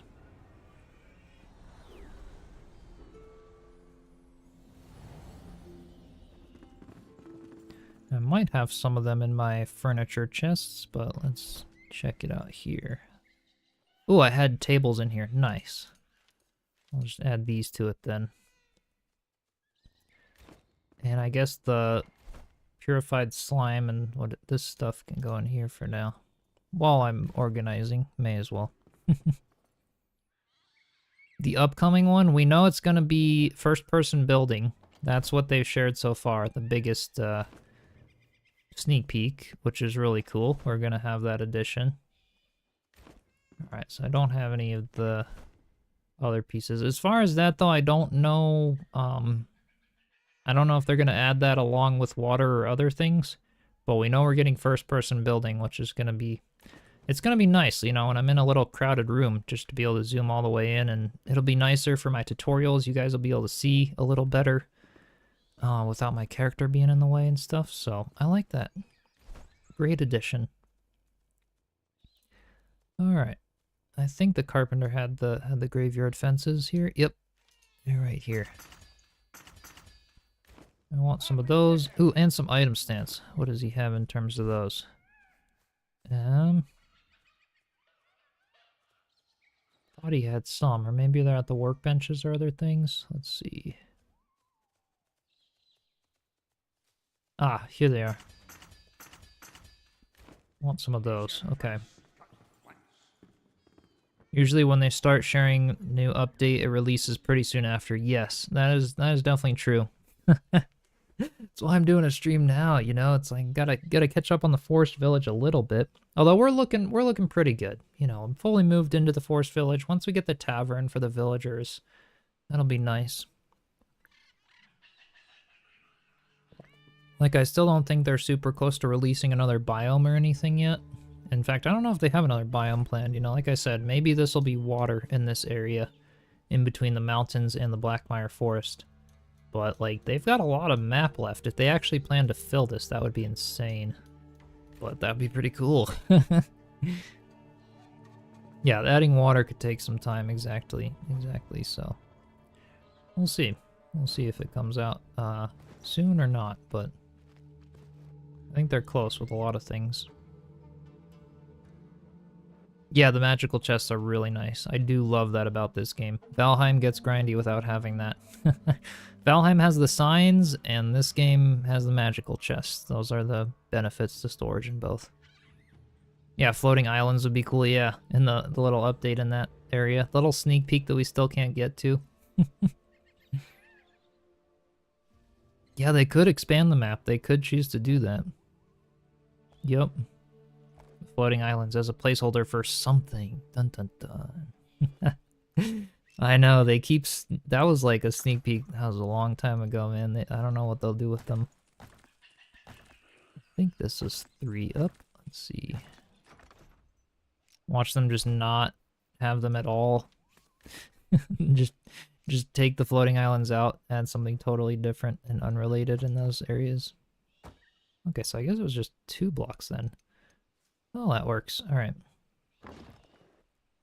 Oops, I think I wanted this to be rotated around that way, maybe? Oh, that works. And then place these guys. It said that in an interview. Yeah. The Ender chest in Minecraft, yep. Kind of similar. Yep.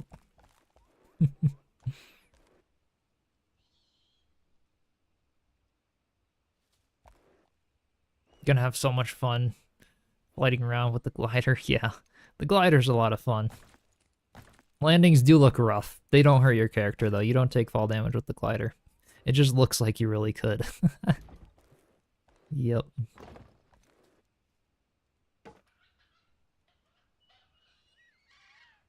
Just tuck and roll. Yep, exactly. Yep. One more up there. Okay, so there's my bridge up here. I think that looks nice. Right off the lake. It's got the little pillars for support. You can even go through it. Whee! And slide right off the waterfall, kind of. Whee! That's kind of cool. Alright. Yep, and it looks great from down here. That's what I wanted. I didn't want it to take away too much if I was like looking up at it, but that looks really nice. It kind of looks like the waterfall is coming from somewhere now, because you can just see the railing on it, which matches the railings of these, exactly how I had these ones. Yeah, that's really nice. So it looks like these, but then as you go up there, it's actually a lot bigger, because that'll be a main area of, a main walking area. So I wanted to make that one a little bigger, and I think it turned out great. So there you go. You can take the same bridge tutorial that I showed you for the other ones and apply it to the bigger ones here. And actually, now that I have these lined out, there's one thing that I'm missing. For those of you that watch the bridge tutorials and you've been on this stream for a while, you probably know what that is. Take a guess. I'm gonna go do it. Yeah, the fairy tale vibe was definitely what I was going for here. Yep.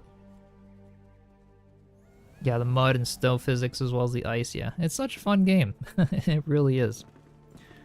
I think it's at the workbench. I gotta do these. But I was missing them. That's what I was thinking. I was like, huh, that's kind of weird when I was trying to walk on the thing. We're missing the wooden plates. I think, let's see. 3, I think 6 should be enough.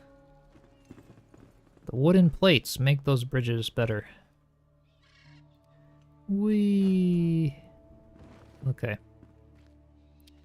Because I forgot to put the wooden plates down. They have to be on the oops. Man, it's hard to see in here. Yeah, the candles work. Yeah. They could. Okay, this is where first-person building mode will just be an absolute game changer for this game. Like I can't see where I'm trying to place these plates. I'm gonna have to like destroy out a bigger area here temporarily. I can't see what I'm doing down here. There we go. Alright, so I think I can put boom, boom. Okay. And then hit, rotate this around, and then if I, oops, don't use shift snapping, it should just shift up slightly. There it is. Okay. And then I can hit Y to undo the terrain there. Perfect. Now it closes that gap a little more. It was just a bit of a harsh step right there. The plates just raise it up just a little bit so that it makes it just a little more smooth for the bridge, the arc of it. So pick up this. This one I can see the plates a little bit better. So I want them there and there. And then with snapping on, and then we turn it off.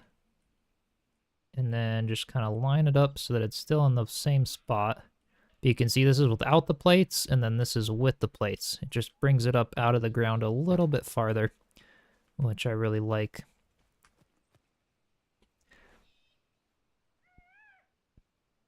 Yeah, rotation to the items to be able to do it X and Y axis, that could be cool. Yeah, that could be really cool. All right, so there's our bridge. I could do the next layer of tables. I think I could do one like down all the way sunk into the ground, but I don't really know. Let's just see, like, what would that end up looking like? Well, that's really far down. Hang on. Let's see here. I just want to try and... Alright, so what if I destroy this thing rather than that? That is still going really far down. I think all I need is just to destroy a few blocks down, so like... maybe there? Yeah, that would kind of be at the ground level. Yeah, so it's not... I don't really think that'll work.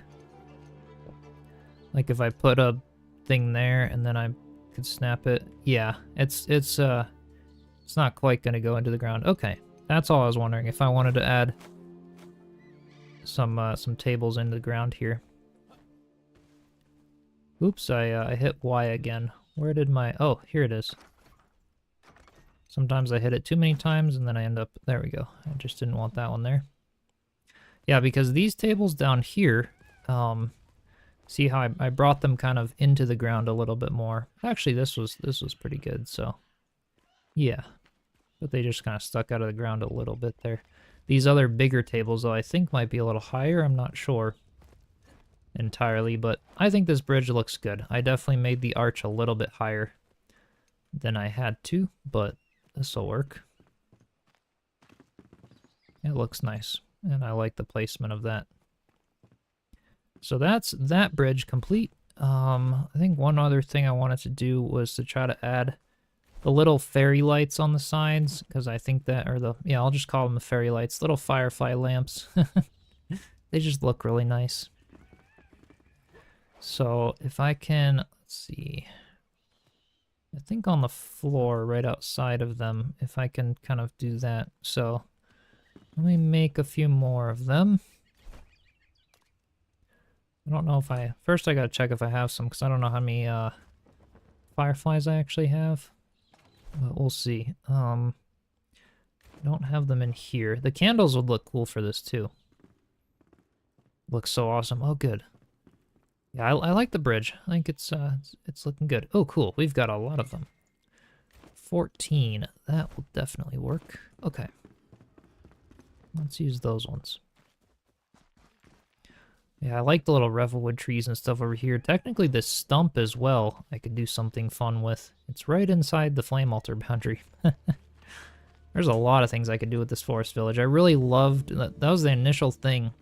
I remember back many live streams ago, before I started this village, how we were like voting on an area to build it. There were a few different options, and the thing I liked about this spot the most, and that we all kind of came to the conclusion on, was the differences in the terrain height. And I think I honestly just love that. It kind of... I know I can make whatever terrain levels and heights that I want with the terraforming, but having them already here kind of like inspires cool buildings and just allows me to kind of use all the different levels. And I'm pretty happy that we chose this spot. I think it's a cool spot for the village. Yeah, all the different terrain levels are super cool. Yeah, that's something I think just adds a lot of depth and it makes the builds look really nice. All right, so what would it look like if I just kind of put I want to destroy these here. I want to put one down there and then sort of have the firefly lamp, right like that. That should work. All right, so destroy this down, place a block, place this, and then place the other block right over it so that the top sticks out. Just like that. Okay. That should work. It just outlines the bridge nicely, and I don't mind if they're kind of right on the ground there. I could do them up a layer, but that's okay. And right there. Okay.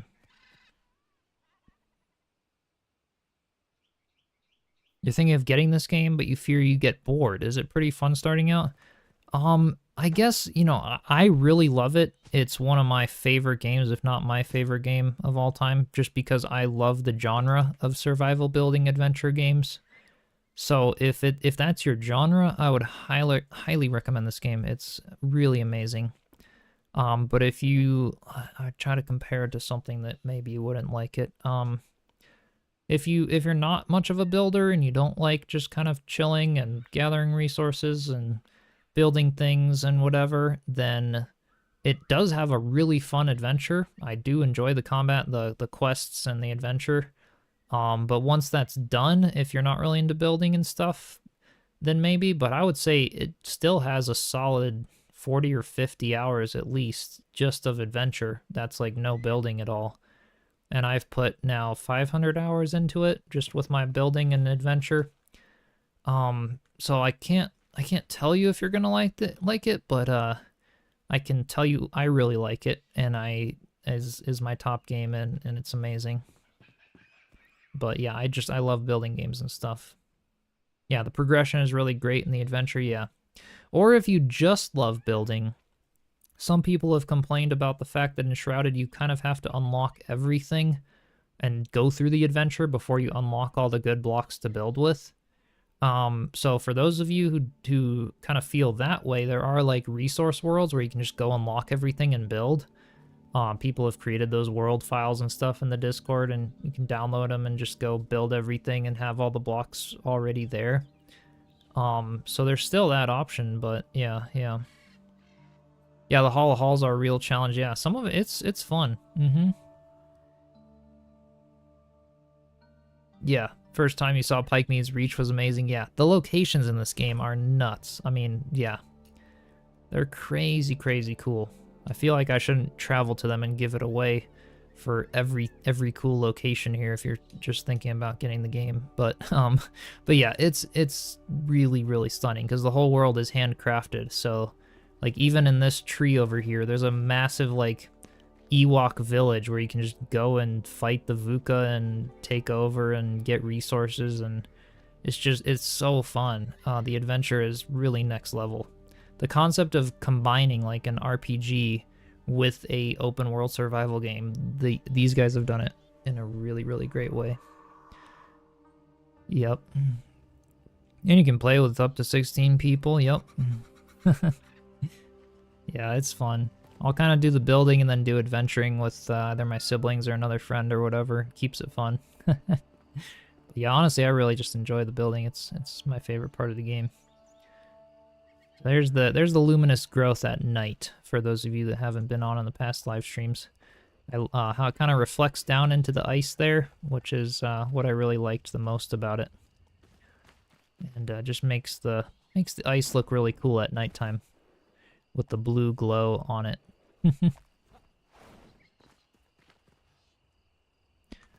But I'll sleep because you guys can see when I build in the daytime.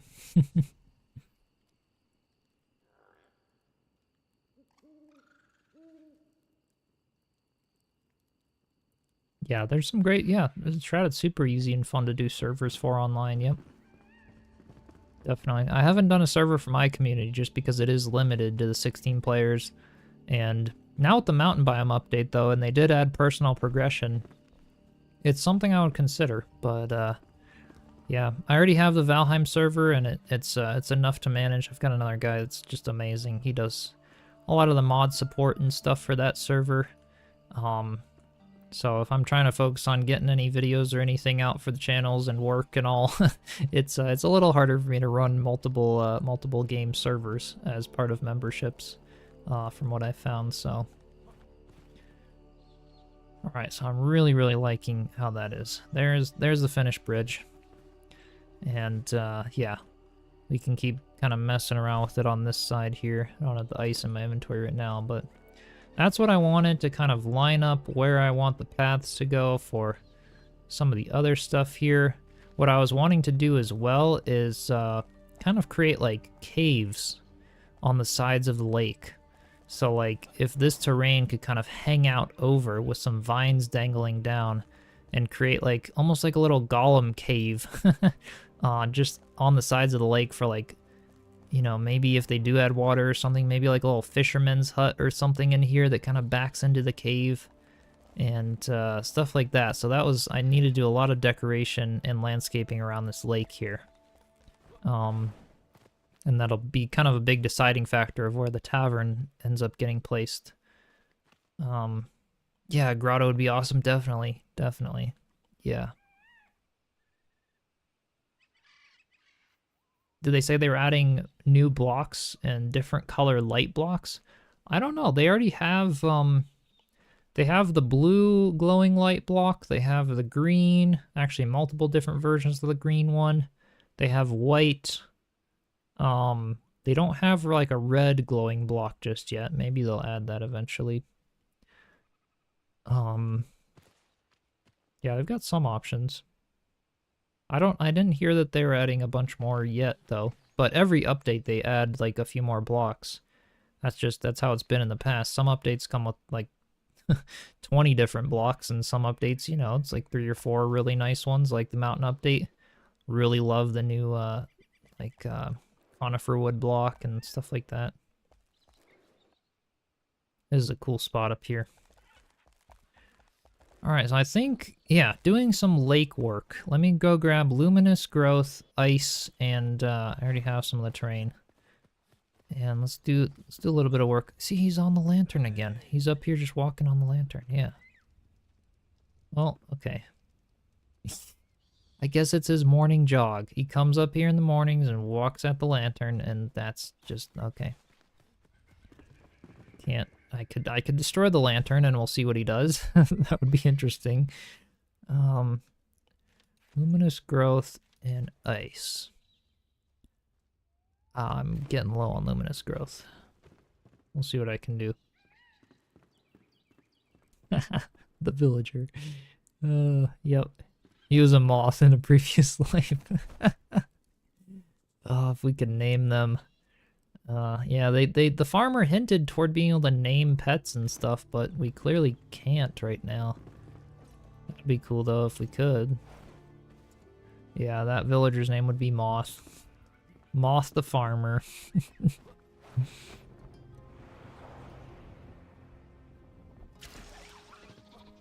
Alright.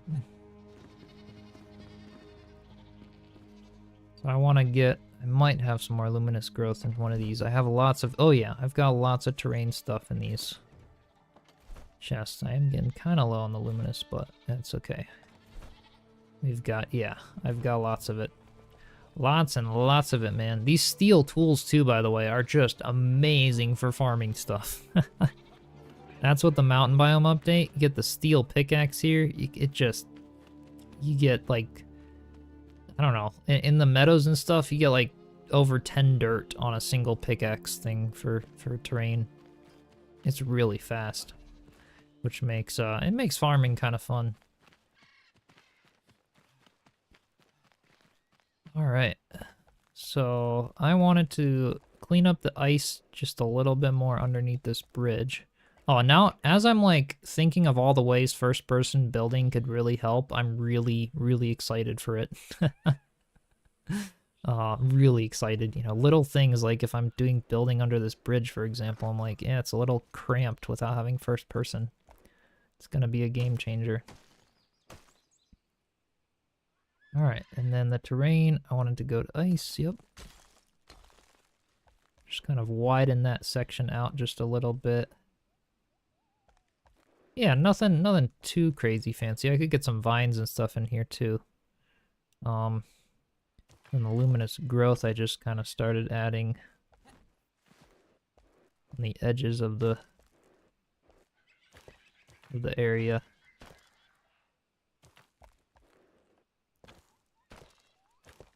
Something a little bit like this.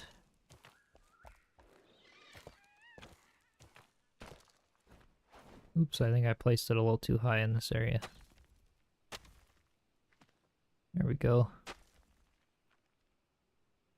Yep, that works. And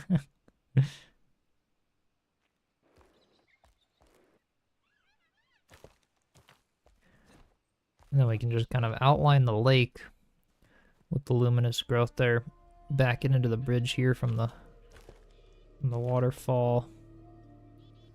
This looks nice.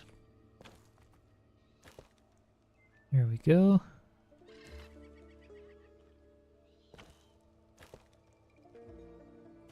And a couple more in here. Yeah, there we go. It also kind of trims the river or the lake out nicely. Makes it like a little bit rocky and looks kind of cool. And then I can hang some vines. I want some, yeah, some of the foliage here as well. Let's see if I can scroll up to that terrain type. And I was thinking a little foliage patches kind of hanging down under the bridge. Oh, that's the moss. I want the foliage. Where? There it is. Okay, I was like, why is it not creating the little bushes? All right. Yeah, I love that you can add vines and foliage too, definitely. Yep. Spend some time in the barn getting all the goats and yaks. Yeah. Yeah, it's so much fun. Here we go. Ooh, I love that. The vines underneath the bridge. That's pretty cool. Even a little vine there. Little one in the corner. That looks nice. Nothing too overboard, but yeah, just a little something. I actually kind of like being able to see that pillar. There we go.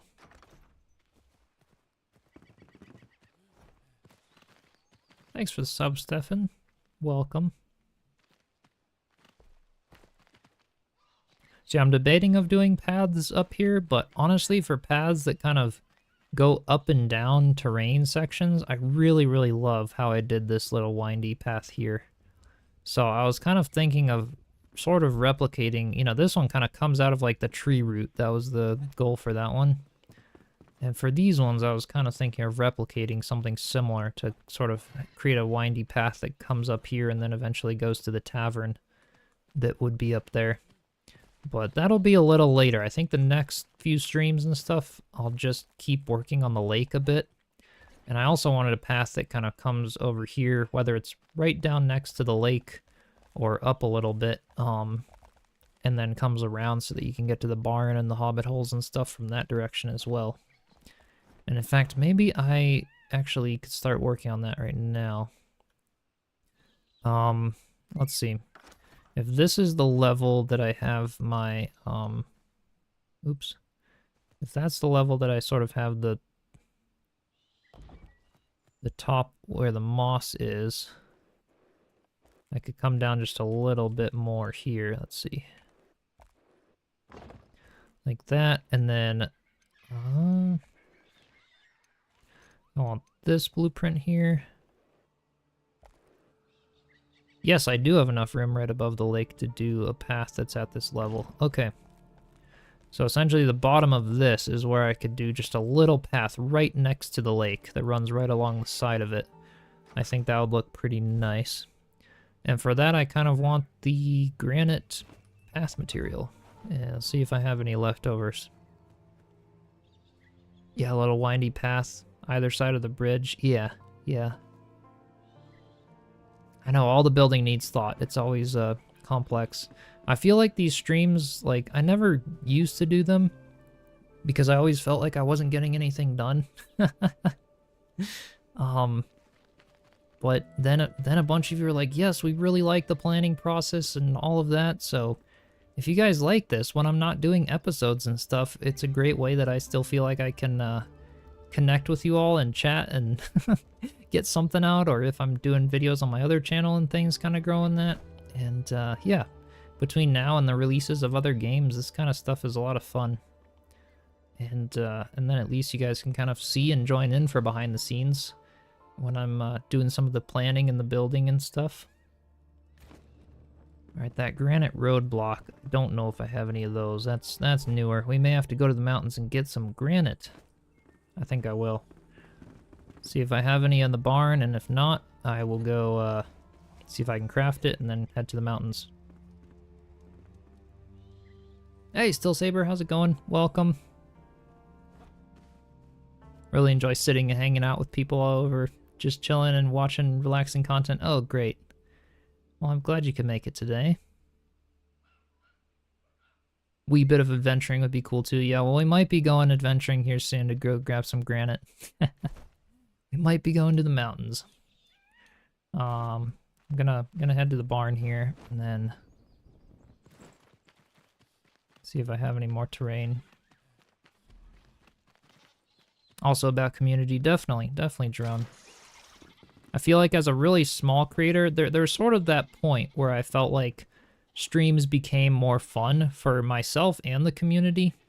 I feel like as a small creator, you know, just tip for anyone who's starting out channels or gaming channels and stuff, you know, if you like the streams, then that's all good. But I feel like to grow initially, I was glad that I was able to sort of grow with some of the videos that did well, to sort of rake in a good audience and build a really solid community so that streams like this, we can have a lot of fun.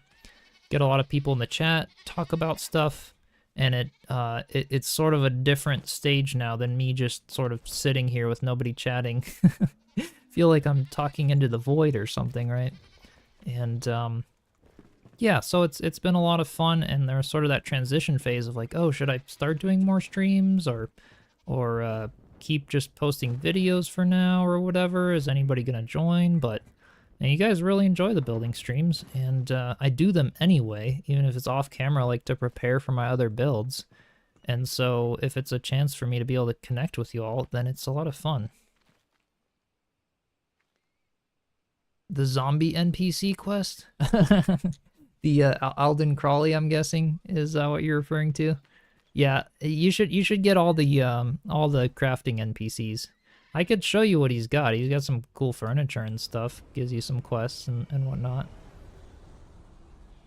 Yeah. The undead, yeah.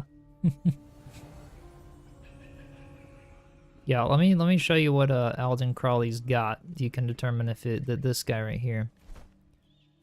So you can make all sorts of cool foods and skull summon necromancer guys and really spooky furniture. All sorts of crypt torches. Like this torch right here this chandelier is massive. Like it is huge. Big fancy tables. You can make the jack-o'-lanterns, banners. And when we're on this topic, if you want, let me head over to my Halloween build that I did for the Halloween build contest. And I used a lot of the stuff from Alden Crawley to decorate it. So yeah, all of these sort of the cryptic feel, because I wanted it to feel like a haunted church. So yeah, the chandeliers, the benches, that's all some of the stuff. These big crypt chandeliers to create the smoke at the entrance. That's all Alden Crawley stuff, and I liked it. So you don't have to though. You can do whatever you want or get whatever NPCs you want to get. That's the nice part about a game like this. It's just free form. Alright, I gotta go see if I have any granite. I think I've got granite to make the paths, but we might need a little bit more. Yeah, the shroudy stuff making a mist too. Yeah, that was a spot that actually was like a little patch of shroud in the meadows. That had some of the shroud spores. That was why I picked that location to build the haunted church. Yep. Yeah, you need the keys. Yeah, so you can't go into the Hollow Halls dungeons without them. But if the Hollow Halls dungeons like aren't as much your thing, you know, they're a lot of fighting and they're kind of difficult sometimes. Then yeah, you don't have to get them. Yeah, you've heard that too before, Jerome. Start with videos and start streaming when you have a following. Yeah, I feel like it just makes it more fun, and then it probably makes it more fun for you guys too watching. I mean, you know, correct me if I'm wrong, but being able to chat with each other is probably more fun and engaging than me just talking here as well. And being able to all share the ideas and stuff, you know, I really like all the feedback that you guys give me for the builds and everything else. It's a lot of fun. Yeah. Yeah, if you don't need the rest of the content from the NPC, it won't be unlocked. Yeah, exactly. So, you know, there's always quests through the, you know, with the different NPCs and such, so it's kind of up to you. Yeah, the little kitty. Yeah, I've got the pets in the house here. Oh, I've got lots of granite. I do, so I could do the more of the rubble blocks. You guys want to take a little trip to the mountains though, just for fun? Let's take a little trip to the mountains. Mix up some of the building. We can have some fun in the. Where do you mine the granite rubble block from, or just granite, I guess? We could head to Howling Peak and glide down from there. Use some fun mage skills. Take out some vultures and stuff. Make the NPCs happy. Enjoyable to chat while you work? Yeah, yeah. Oh, awesome. Yeah.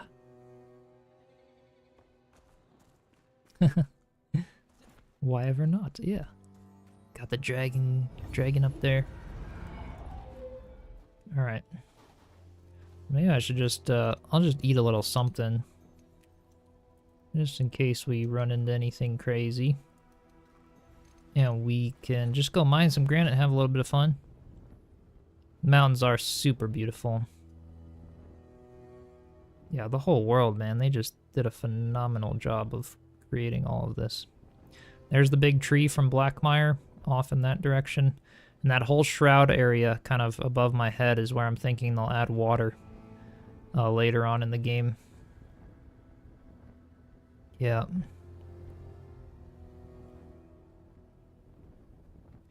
I kind of forget where the other big marble quarry was. Do I have a tutorial on how to make the rounded hallways for the farmer's house? That's a great question. So I have the stream up where I built that. And I also have another video, Building the Perfect Hobbit House, I think is the title of it. And I have a lot on how to do those little rounded hallways. You kind of destroy the floor blocks and then place them and then place the floor blocks back. Yeah, you can just fly around the mountains. It's so much fun. Yeah, the snow physics are fun. Yeah. I love the snowstorms and the weather in the mountains. That definitely makes it fun. There's the spire. There's the little marble quarry down there. Yeah, the mountains are really, really cool. I'll head down to the marble quarry.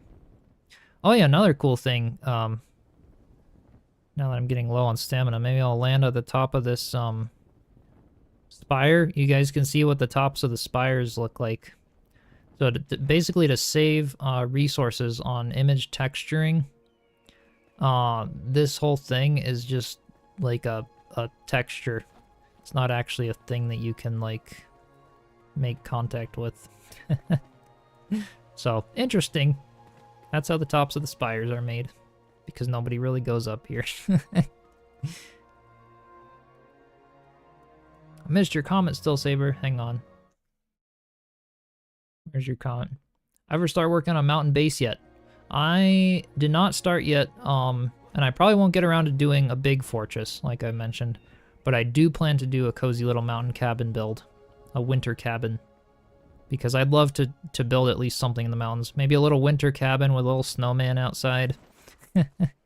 Do something fun like that. Eventually, maybe I'll get around to doing a mountain fortress, but for now, I want to kind of do one big build at a time, which right now is the forest village. Yeah. Yeah, Jack Be Lucky, definitely. If you watch some of those videos, yeah, that Hobbit house link, I'm sure I could find it, but yeah, it's on my channel, and that'll hopefully help with some of that. Yeah. Being a mage is great for gliding, isn't it? Actually, technically being an archer, or the ranger would be better for gliding.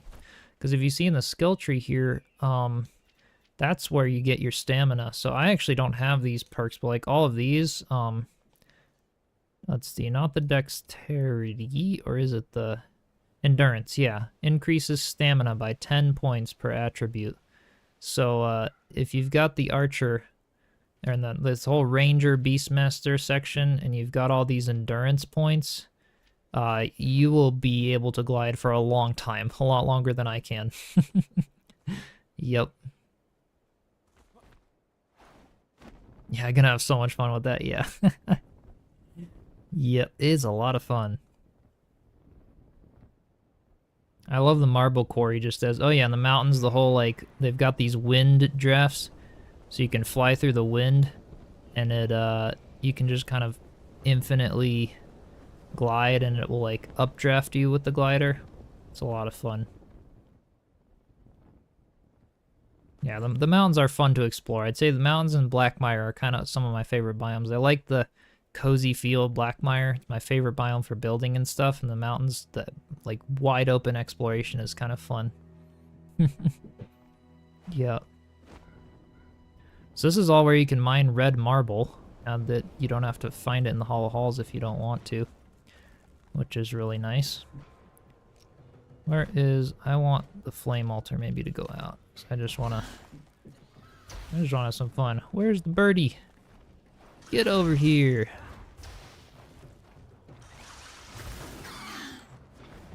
Haha. Yeah, being a mage is a little too much fun sometimes.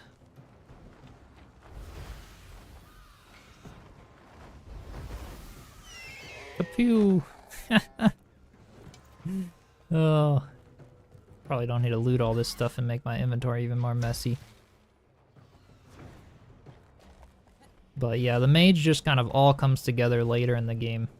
I feel like early game, it's a little hard, and I honestly prefer a tank early game. Late game though, when you get all the skill points and stuff for the mage, it just gets really fun.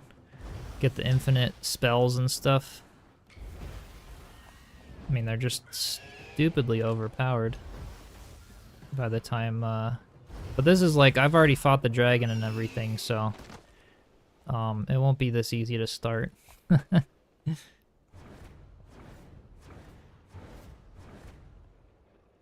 And the blink would be kind of fun with a lot of stamina too.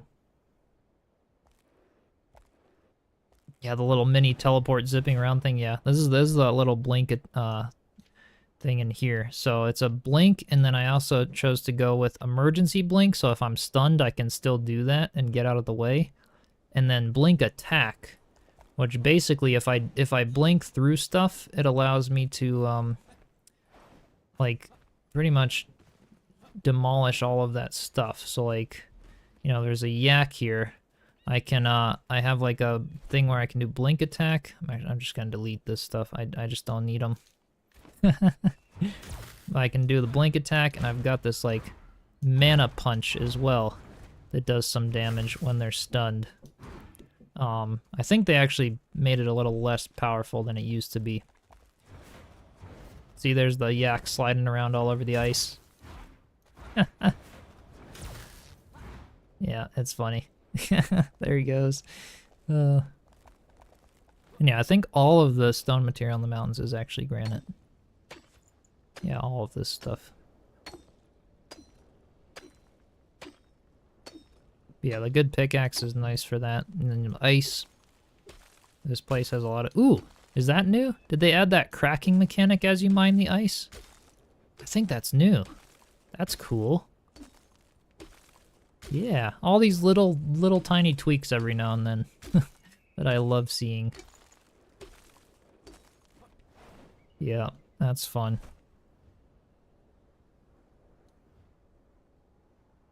All right, well, I'll head back to the forest village. We can keep building around the lake, but I'll give you an idea of the little mountain biome. I'm getting a lot of resources from there. That's why you can find the moss that I'm using a lot of, the granite, for this roadblock that I want to do and stuff like that. So it's fun. There's my doggos and cats that are also hungry because I haven't fed them. All right. Gotta do a bunch of granite rubble roadblocks. Okay, backpack is full. Let me just deposit, if I can, some of the stuff that I have here. I don't need all of it. Feathers, wheat grains. This is all stuff I just don't have room for in the chests either. I'll sort my inventory before the next one. I will do that. Because, yeah, it's a mess right now. We've got enough and we've got space to build what I need to build today, but... Alright. So I want to start working on a little path. If I put, go to the hammer and then to the terrain. I think I'll do it with this block here. This little round disc blueprint to start out with. Or maybe, maybe this bigger one first. Just want it to kind of be following the edge of the lake here. Something along those lines. And then I can also destroy this, this little thing. I kind of, if you haven't noticed already, I really like to build in sort of snapping patterns. So that, like, this whole land section was leveled to be the same height as this doorway here, and then this path here is exactly 4 blocks down from this section of land. So I like to build in groups of 4 or 8, because this little ceiling blueprint is 4 blocks wide, and the bigger one here is 8 blocks by 8 blocks. And when I build that way, so I'll kind of snap buildings, like if I'm trying to plan where to do a build, like for the tavern, or if I'm laying out the foundation for the Hobbit hole or something, I'll snap it off of those 8x8 or 4x4 blueprints, so that if I have a build like randomly in the middle of nowhere, I can build off of it and connect to other builds a lot easier without having like odd numbers of blocks. I don't know if that makes any sense. But that's a big planning factor in the way I plan my builds, is like I won't just randomly start a build, like say I want to build a little house here. I won't just place that and build a house, which you definitely could, but I'll place it like right off of here because I know that's snapped off of that structure, and I'll place the house here, for example, instead. So I know like that's where it's snapped off of. Or if I wanted to move it over, I'll do it by one of these and place it like over here. So that's basically like a big part of my planning process, so that every build can kind of connect really nicely, makes staircases a lot easier and other things, just when it comes to like the overall layout of where I know things are. What are my settings? My graphics settings or my audio? I go over those again quick. Those are the graphics. I have it on 1440p and have it just the preset on the max quality for all of that. Sound is I guess that always depends on each person's thing. So yeah, the game is all that's all just default. I honestly haven't really messed with it. Is there no snap to world grid like Satisfactory? Unfortunately, there is not, Jerome. It would be pretty cool, though. Honestly, that would be really neat to add with Enshrouded. I mean, it's not needed, but like if I was able to have snapping turned on with this and like it would snap every 4 blocks and then I could turn snapping off and snap at every 1 block, that could be pretty cool actually if there was like some sort of a world grid.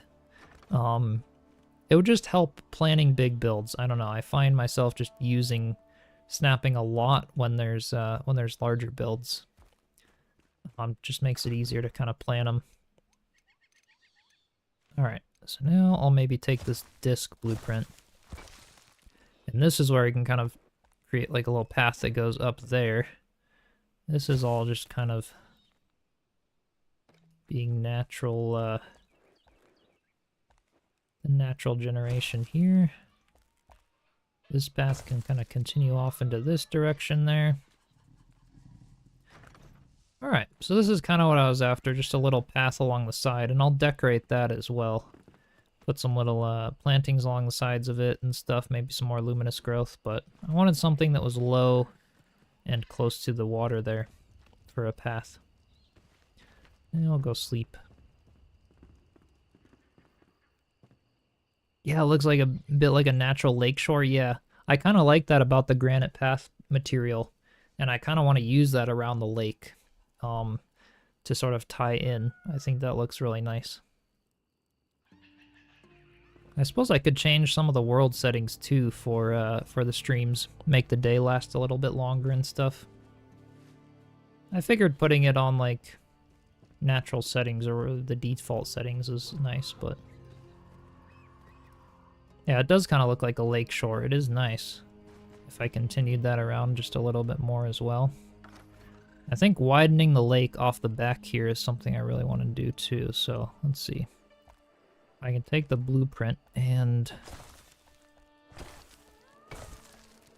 kind of just open it up out the back side here.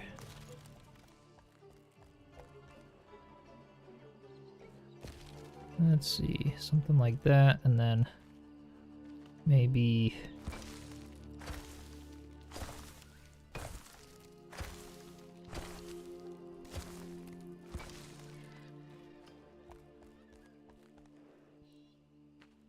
yeah, I'm just kind of rounding it along the backside here a little bit more. Sundown happens with a thud. It's kind of funny. Yeah, it's a little abrupt. It actually used to be like instantaneously abrupt, but it's definitely more noticeable when you're behind like a big tree like this with the shadow. If you're up higher outside of stuff, the sunset actually lasts a while and it looks really nice. So at least I'm glad that that's the case, but yeah. Yeah, if the days are so short, it would look like that exactly. I can make the days longer and then it like makes it really gradual, which is so cool that I can adjust all of that stuff. I mean, in the settings here, I can, you know, I can't do it. I have to do it before I log in. I can't do it while I'm playing, but you can adjust everything on the player and world settings. Could put starvation mode on. Weapon durability or keep inventory or anything like that. But yeah, the whole day and night cycle, that was, yeah, right up here. So I could set the day duration to be, I think even like an hour, I think over an hour, and then the minimum is 2 minutes. So you can like completely adjust how things are. And sometimes I'll do that actually if I'm taking, I guess another tip for anyone wondering how I do my thumbnails, and maybe I'll do another video someday about that. But when I'm taking a thumbnail picture of a build or something, I'll set the day and night cycle to be on like 2 minutes each, so that I can cycle through the full lighting of the day to figure out which is the best time of day to take my picture when there's actually a bit of sun shining on my build or something, so it's not just in darkness or in a weird shadow that makes it look weird on the thumbnail. So that's, like, I will use those features, and I really like when they put features like that in games, because it makes my life as a creator just a lot easier for things like that. And, like, having a build camera would make my life so much easier here, just to be able to see what I'm doing and take pictures and stuff. There was a mod that used to work for that, but the mod kind of sometimes works and doesn't work other times, and it's a bit risky to install, so I kind of stopped using it a bit.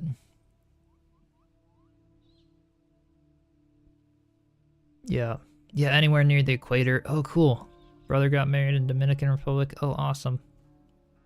Yeah, definitely. I think with Enshrouded, it's kind of like the sun doesn't even set in the west. It's the directions are a little weird in Enshrouded. They never.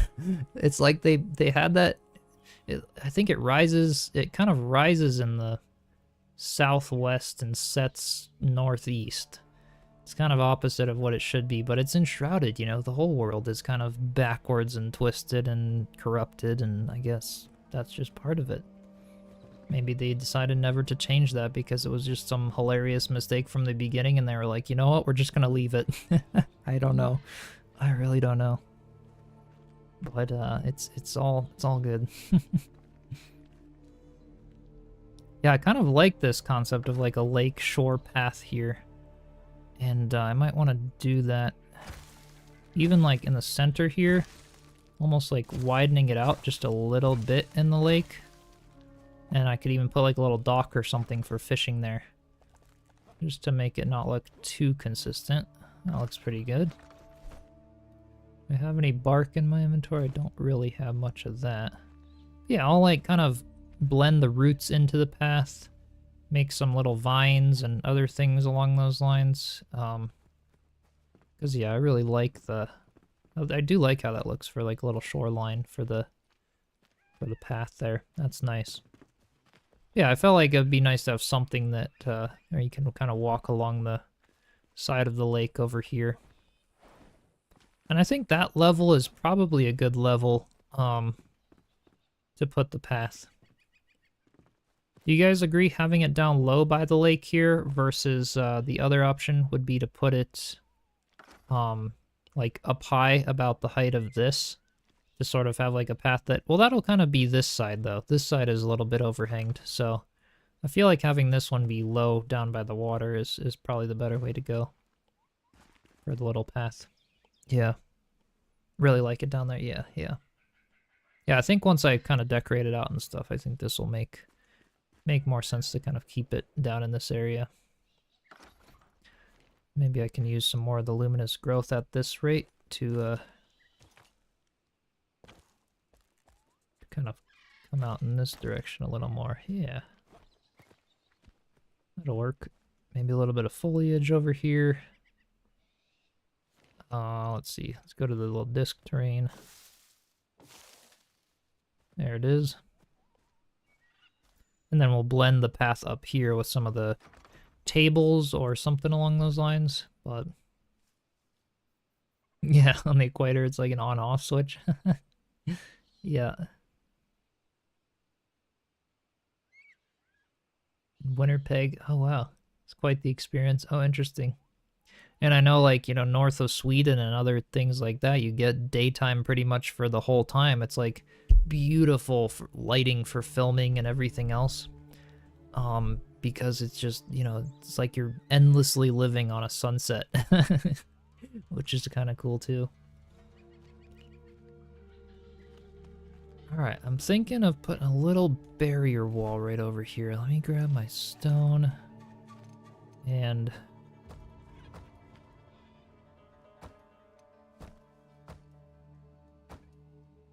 just kind of put a little something over here, even if it's a little broken down.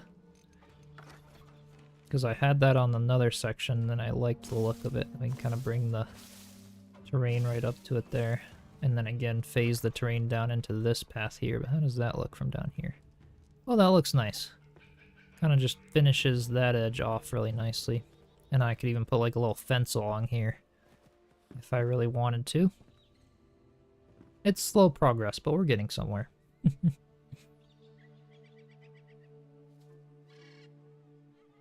Oh, well, yeah. Summer, it doesn't hit full dark until 10:30 or so. Gets light at 5. Yeah, yeah. In the winter, it's the opposite. Yep, definitely. Yeah, kind of crazy.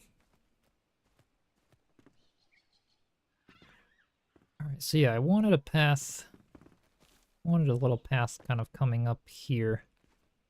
Little windy stepping stone sort of situation. So let's see. What could I make work? I'm gonna go back and get some more of those, get some more of those tables. Miss the summers back home. Yeah. Where I am, we've got all 4 seasons, and I do like that. Alright, let's put that away. This one. Do I have any? Yeah, I could put those away. What else do I not need? Don't need my flame altar at the moment. Maybe the little firefly lamps just for now so I can fit more in my inventory. Alright. Let's work with this and try to do a little windy path.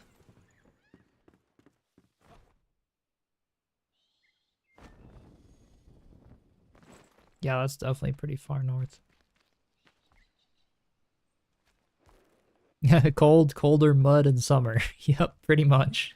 That's a good way of describing it. Yep. Alright, so let's see. If I rotate this in this direction, and I put it, let's see, I kind of want it to go maybe even like right next to the tree root here. Could be kind of a cool spot, but let's see. We'll figure out a place to snap it from.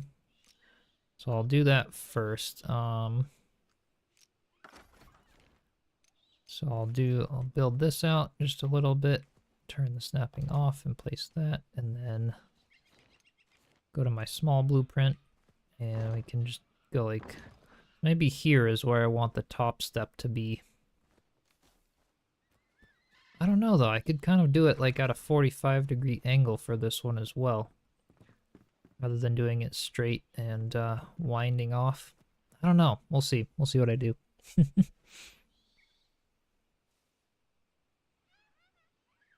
Yeah, Alaskan seasons are colder mud, road work. Yeah, yep. The road work part of it, you know, this year they're all going into the winter with road work here because they were slacking off during the summer.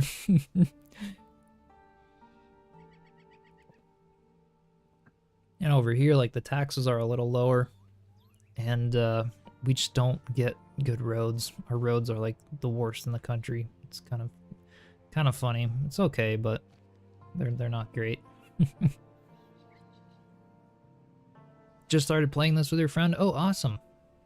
Yeah, it's a great game, Roy. It's a lot of fun. So I want, if this is where I'm snapping into, I want to take this down. Let's see here.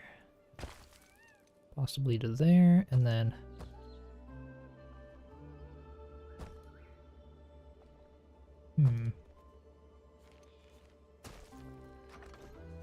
maybe that's high enough to snap in one of these. I want it to be even with the terrain, so I think that looks like that achieves that. Okay. Perfect. Interesting thing is, like, this is even, or, oh no, that does sit down into the terrain just a little bit. Okay. Yeah, road work in the cold stinks, definitely. I mean, they have to, like, cover all the barrier walls and stuff and the medians with tarps while the concrete tries to dry, and then we get a bunch of snow dumpings and stuff. It's, yeah. Gaming Henrico? Yeah. In Brazil, it's very hot. Okay. Yeah. Yeah, we've got, like, I'm in the US, and, like, Arizona is our really hot state, and the tar on the roads melts, and you can't park your cars outside and stuff, or they'll also, like, the plastic inside of them will melt. It gets pretty hot. Yeah. Yeah, road work, high taxes, and a moderate climate. Yeah. I haven't been to Brazil. Maybe I'll have to visit there sometime. One of the buddies that I work with goes there every winter. He works here in the summer with me, and then he goes to Brazil for the winter to make his money last a little bit longer. Because the cost of living here is absurd.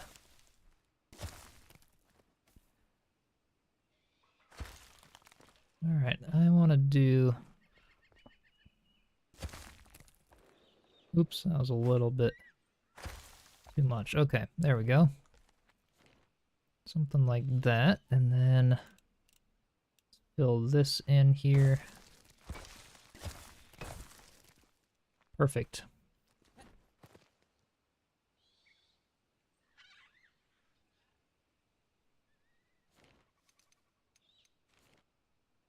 Yeah, snowbirds to Brazil, exactly. Exactly. So I kind of want like a little bit of a, I don't know if I want to turn them quite yet or if I want to. All right, I'll turn the snapping off and then maybe, yeah, I'll start turning them. All right, cool, something like that. And then, yep, on the ground, like maybe here. All right, and let's see, can I place it there and then turn it one more click? Yep, right there. Yeah, that'll work nicely. And then that will kind of just wind right down to here, I think. Tempted to snowbird to someplace like Costa Rica. Yeah, I did go to Costa Rica, actually. That was one of the only two countries, that and Greece, that I've been in outside the US. Brazil is truly stunning indeed. Oh, nice. Yeah, my friend goes there to surf and have the beach life and everything nice while I'm just cold up here in the winter. It does look pretty nice.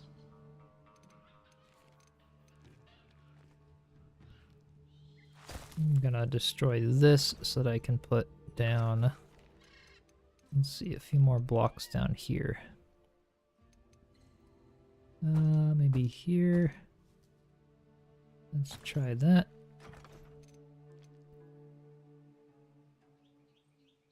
Kind of, oops, maybe I need it to be a little farther back. Maybe right there instead. That's probably more like it.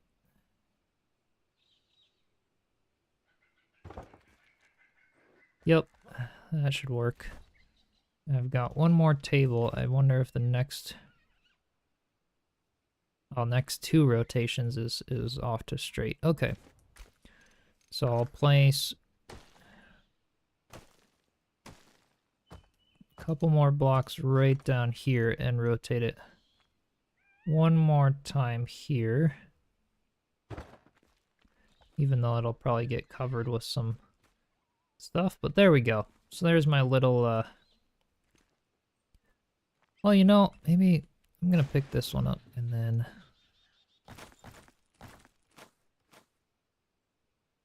do that, because I'll just use the terrain to fill in down here.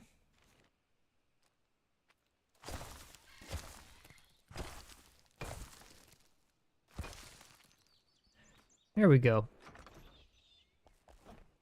So there's a little stairway just to go up to here. And then I can get rid of this here. Oops. With that blueprint. Alright, perfect. And kind of just create like even stepping stones is what I'll do over here. So I'll kind of destroy. Yeah, take this bigger blueprint and take out a little bit of the terrain in this spot here. Okay, that should work. Canada's a beautiful country, yeah. Canada's nice. The nice spots in Canada, though, are still pretty expensive to live. Let's see, there and there. There we go, something like that. Okay. Now for some stepping stones. Oops, there we go. Maybe some flint ones here and there.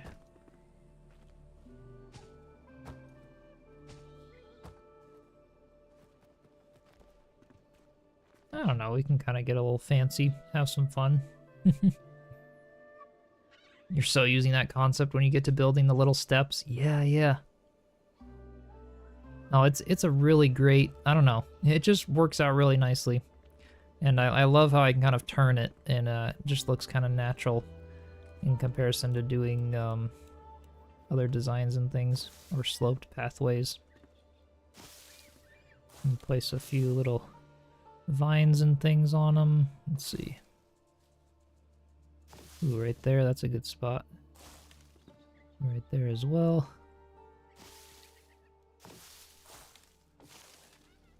Oops. Don't really want that one sticking out there.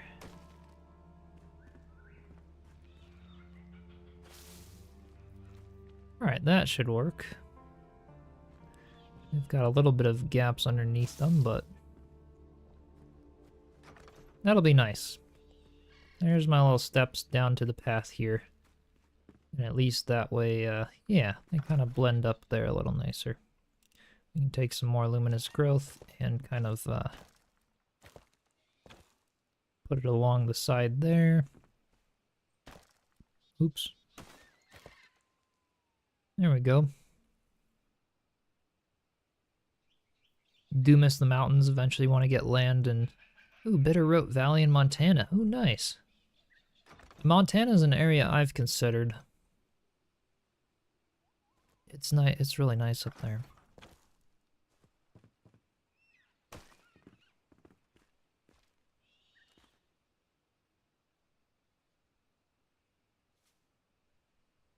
Yeah, Montana's the most beautiful terrain you've ever seen. Yeah, it's nice. It's really nice.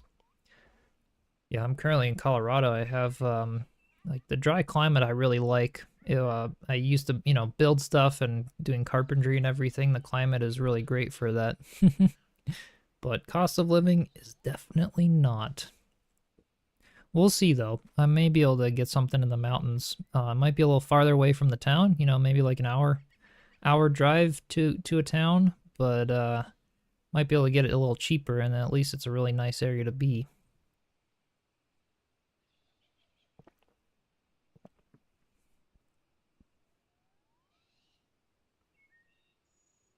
Yeah, the Rio Mountains, not the low hills of Appalachia. Yeah.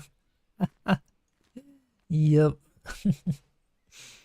I know. I mean, some of the mountains, like, there's some spots, North Carolina, for example. I do like it down there. I think, where is it? Some of the Ozarks and stuff. But yeah, you definitely don't get mountains like the Rockies down there. Oh, that sounds beautiful, Brandon. Yeah. Cabin in the forest, Canada. Oh, man. Yeah. Yeah, I mean, it's like, we have transportation these days. We've got cars, we've got all this stuff. I think, like, part of me wants to feel like, oh, I gotta be close to, like, the city or something if something happened. It's like, not really, it's an hour drive. Like, that's my daily drive for a lot of the work that I do and stuff. Excavation, that's what I do for work in the mountains here. And it's not that bad. It's a pretty drive, and I can definitely handle it. And I wouldn't mind living a little farther. Get a couple deep freezers to go to the grocery store, once every 2 weeks instead of once a week or something, and it's possible. It all depends. Alright, I think this is looking super nice. I don't know, I don't think we can actually plant things on the moss or the foliage, actually. So if I wanted to be able to plant things, I'd have to do a little bit of farm soil here, because I think this area could be a nice area for a few bushes or something. Something along those lines. But this is looking really good. I kind of want to continue a few stepping stones here.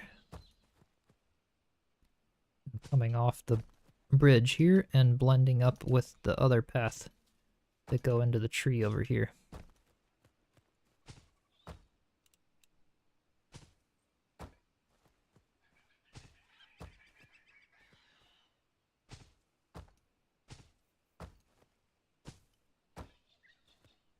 There we go.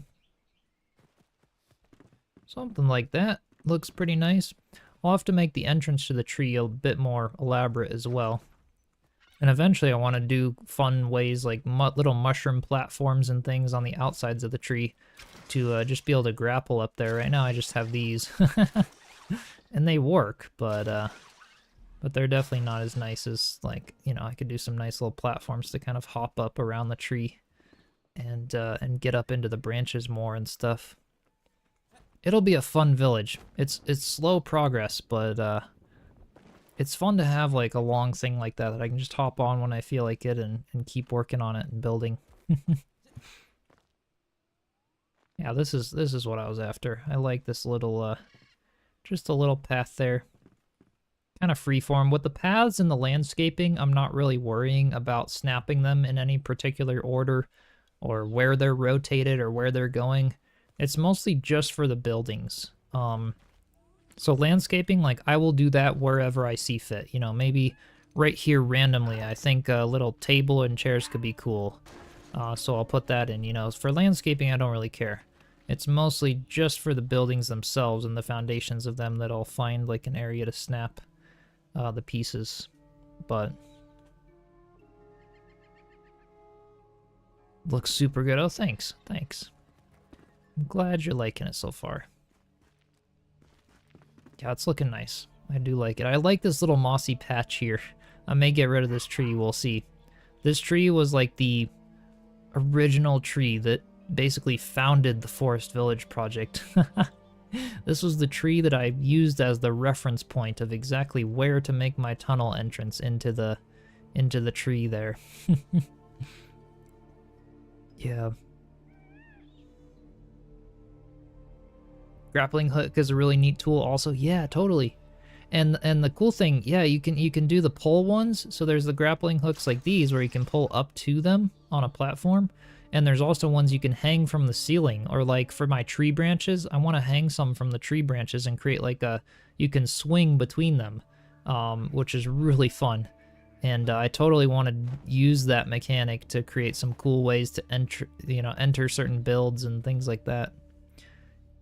Yeah, that's definitely, it's definitely a lot of fun. There's a lot of cool things here. This area here is really being well developed now. I'm really happy with that. This spot right in here, I was thinking would actually be a smaller tree that I build with the terrain so that I could have a little windy path that goes up a tree and then one of its branches could arc over this area to kind of get up there as well. But I just thought that could be cool. This lower section is more for, like, yeah, little landscaping things and whatever. Then this upper section, this will be a lot of builds kind of around the lake. Because technically, you know, that would be like the heart of the village, would be around wherever the water source is. It makes sense to have it here for the big tree that somehow grew grew out of it as well. Yeah. Yeah, you'll need a parachute. You'll fall to your death. Yeah, yeah. It took me a bit to like know exactly, like, okay, I'm falling, I have to activate the glider.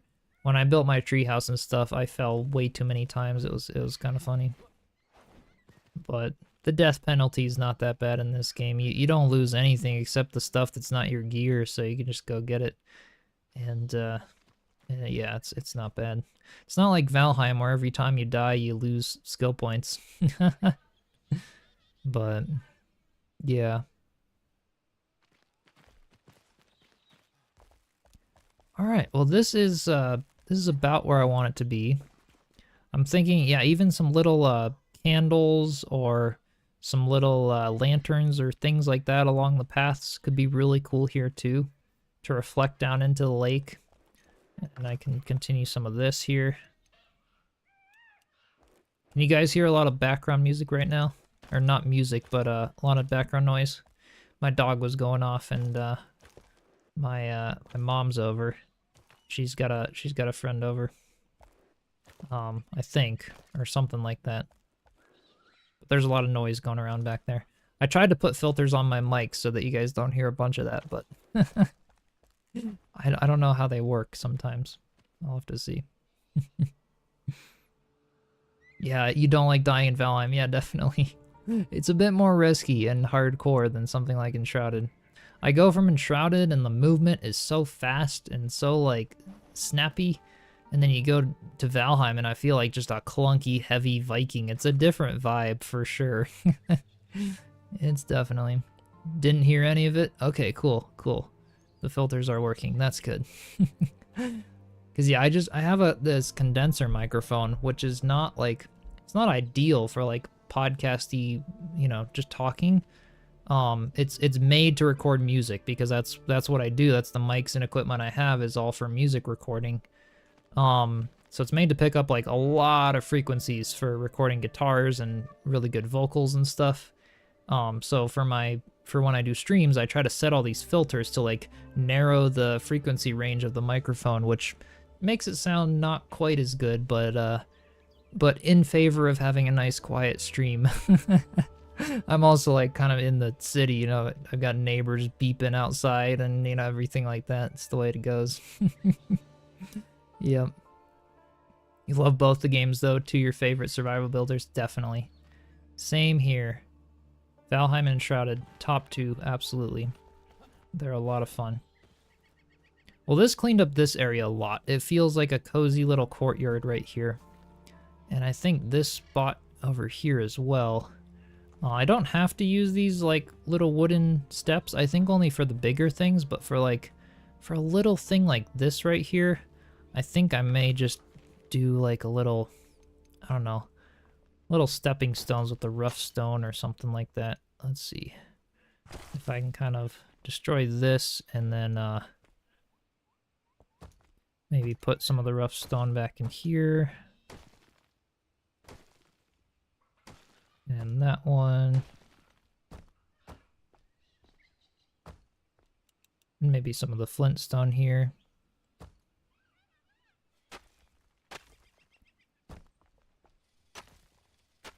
Yeah, just a little something to blend down into the pathway here. Ooh, is it starting to rain? Hey, look at that. I'm really surprised it didn't rain all stream. They decreased the rain amount because it used to be atrociously, like, way too much in the Blackmire forest here. So I like the way it's balanced out more. Now it's nighttime and it's raining. I'll go to sleep so you guys can see some more. The peaceful vibe though, it's cool.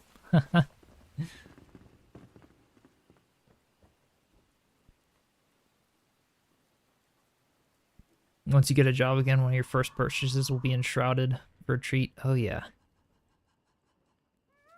I'll have to get a new, bigger monitor. Yep.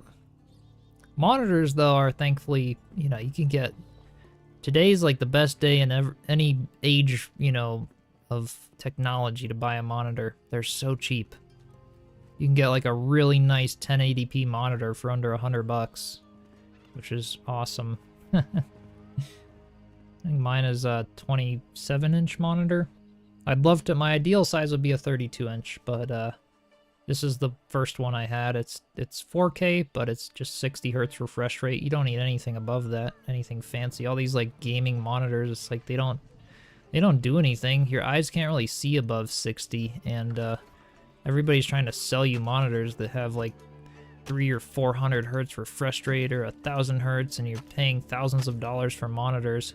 It's like if I were to pay thousands of dollars for a monitor, I would not worry about that. I'd be worrying about like really accurate color accuracy and other things that would be what I'd be looking for. But yeah, buying monitors are interesting sometimes, anything technical like that. As a huge CS player, 144 hertz is the minimum you would go. Okay, yeah. If you're doing like first-person shooter games and other stuff, it can be useful to have it a little more smooth, but even I, like, you know, I haven't noticed too much of a difference on them. I've gamed on higher hertz monitors, but like, you definitely don't need something over the 300, you know. Like 144 I could see, but yeah, they're trying to just keep, it's like this war of trying to up the hertz of the monitors. It's like, it's just not necessary beyond a certain point. It's really not. It's like, at that point it becomes placebo effect.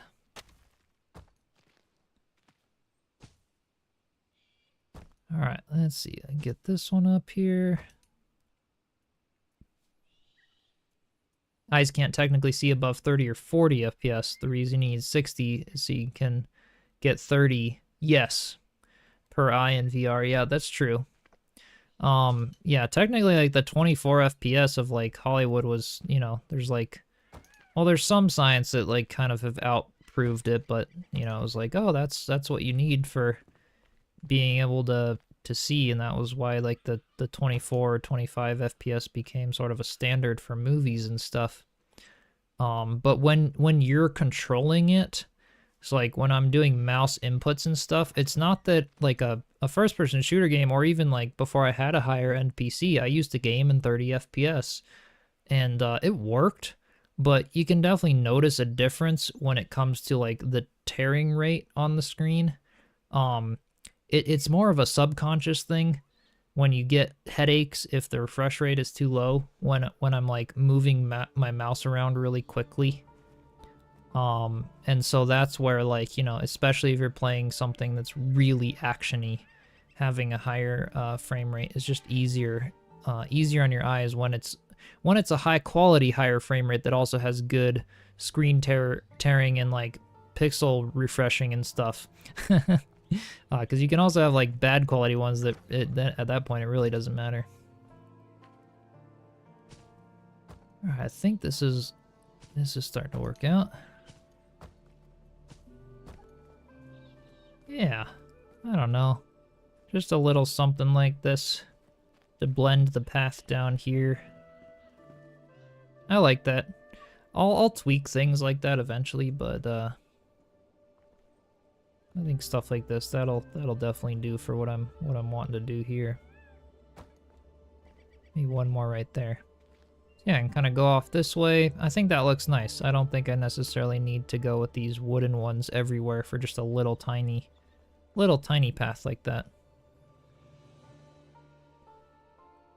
Your skill level is a big limiter. Yeah, I know, right, Jerome? Like, I think if you're buying a monitor with a higher refresh rate that you genuinely, like, have played on a lower one, and you're really good at the game, and you move around really fast, you play for long hours, but a lot of people will just buy monitors, like, you know, they'll think they need something with, you know, 1000 hertz refresh rate because they watched some other YouTuber who was sponsored unbox it, and they're not good at the game or something else. And it's like, for me, every survival game I do, like, maybe if I was to invest in a new monitor now, I would get something closer to, like, yeah, 120 hertz. But I certainly wouldn't, like, I would pay extra for other things that I actually do want, like the color accuracy, maybe OLED or something, instead of to have, like, true blacks and whites and things for when it comes to color grading and filmmaking and stuff. So there's a lot of other stuff I would pay for on a monitor before I would pay for refresh rate, but it really depends, you know, like, if you're someone who is gaming all the time and professionally and whatever, your requirements for a monitor are going to be different than someone like me who's primarily getting it for editing and color accuracy and other stuff, and gaming is kind of more of just a byproduct of having the equipment that I have, kind of. I'm doing it a lot now, but yeah.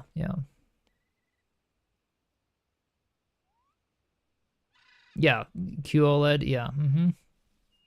Oh, there's some good ones. OLED is very dark. That's the only negative of it. And it's not the answer for better color accuracy. There's different versions of it that are, you know, they're better than what I have. I don't have like, when I turn my monitor black, it's like this dark blue where the light still kind of shines through.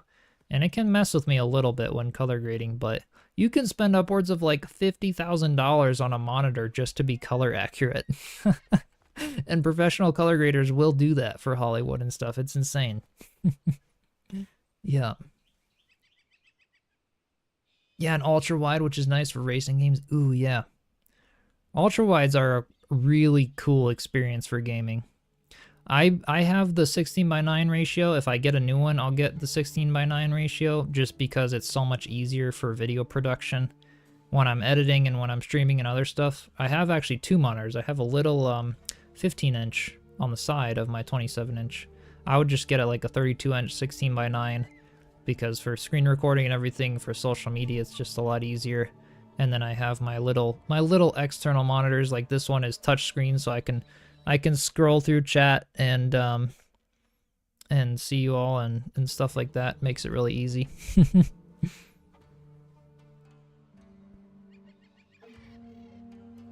Stream Deck to not give you eye strain. Yeah. Yeah, I just have, for my streaming, I guess if we're on this topic, I have, see if I can unplug it and show it to you without my OBS scenes changing. I think I can, yeah. You guys can still see the stream. Yeah, it looks like it. This is what I use. This is my Stream Deck. Literally, it's a 9-button macro pad with a knob that is also a button. And so I have all my OBS scenes for streaming, for my camera, for everything like that. I should have switched to my camera to show you guys this before, but just plugs in via USB-C and any program works with it. These guys are cool. It's just the MP1 macro pad by, I think, Mech Labs or something that make it, and does everything I need it to do. I can, it has like sensitivities and stuff as well, to where I can like short press a key and long press a key or double tap a key to do a different thing. Things like that. But that's all I do. It was like 20 bucks or something. I think my friend got this one for me, and it's amazing. And then I just have a little keyboard. The one thing that I have that I should upgrade at some point though is my webcam. And it puts out a good image, but you guys are probably noticing right now how my audio is very not in sync with my video. And I started the stream with it all in sync, but it decides to lag every now and then. My webcam just does really wacko stuff. And yeah. And then sometimes, like, you know, it'll do weird things like Enshrouded. You know, it's Enshrouded's crashing now. It's lagging, yeah. Yep.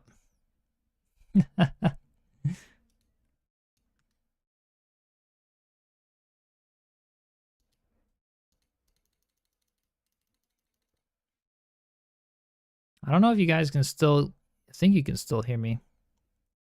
Yeah, every time I mess with OBS, Enshrouded decides to crash. Which is always funny. The audio is very old Japanese movie style quality.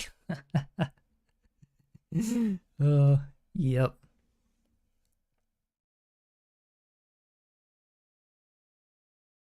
Oh yeah, because the bitrate for YouTube, yeah, it dropped a little bit. Still coming through. That's good. I am on Twitch as well. Let me launch Enshrouded back up again. I just had to wait for the cloud backup to happen on it, so we didn't lose all the progress from today. Another streamer you follow has that issue with OBS for sure. Yeah, the weird laggy thing with the webcam. I've never been able to fix it. I run OBS with as like an administrator to give it high priority. I have a PC that can plenty well handle it, and for whatever reason, you know, I've even like I plug my webcam and my audio interface directly into my computer, so that I don't, you know, have any latency or anything else, rather than plugging them into like a USB hub or a docking station or anything. Still doesn't help the issue.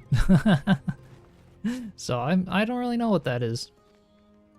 But yeah, if the stream on YouTube gets laggy as like a stream with buffering and stuff, you guys can always switch to Twitch or back and forth.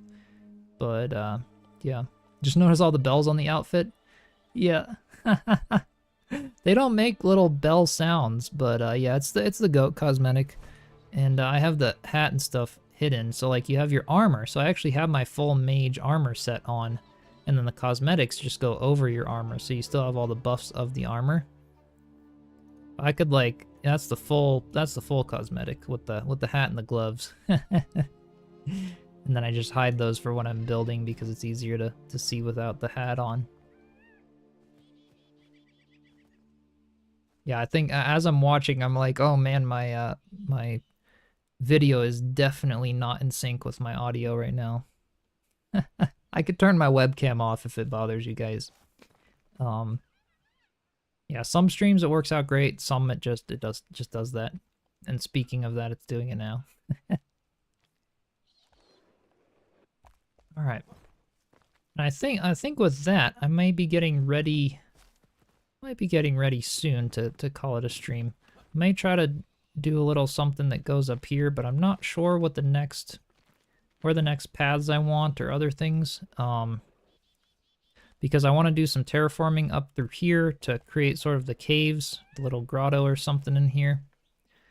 And kind of trying some of those things. But this is what I had planned for today. I wanted to get this bridge done, and I wanted to get the sort of a path outline done for down here. And we can get a little fancier with time. But then, yeah, this goes off to here, and then this will eventually kind of go off onto some platforms that I can sort of grapple to going across. But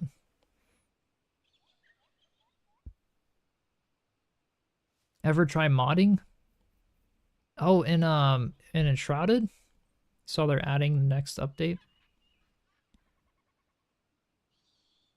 The yeah, the first person update for the building.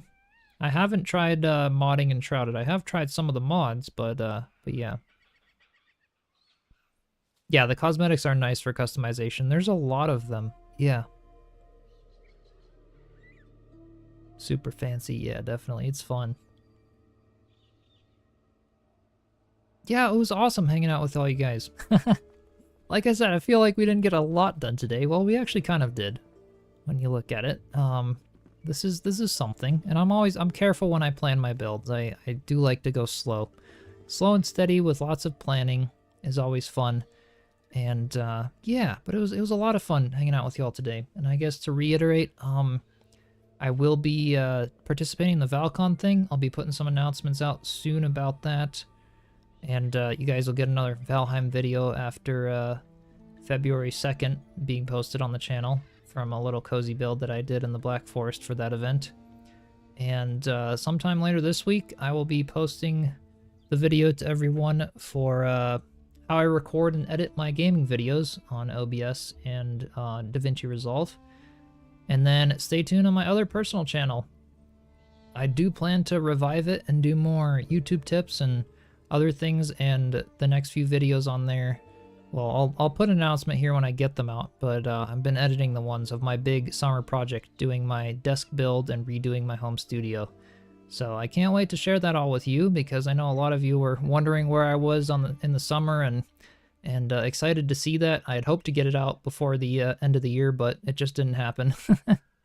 So I'll try my best to get those videos edited, and I'm working away at them, and hop on for some streams like this and building and such. But thank you all for joining, as always.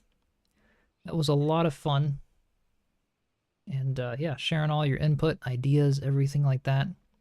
Be sure to subscribe if you haven't already, and I do have a link for my Discord server in the description, so feel free to check that out and join the community over there. I think we're pretty close to 500 members, which is exciting in there.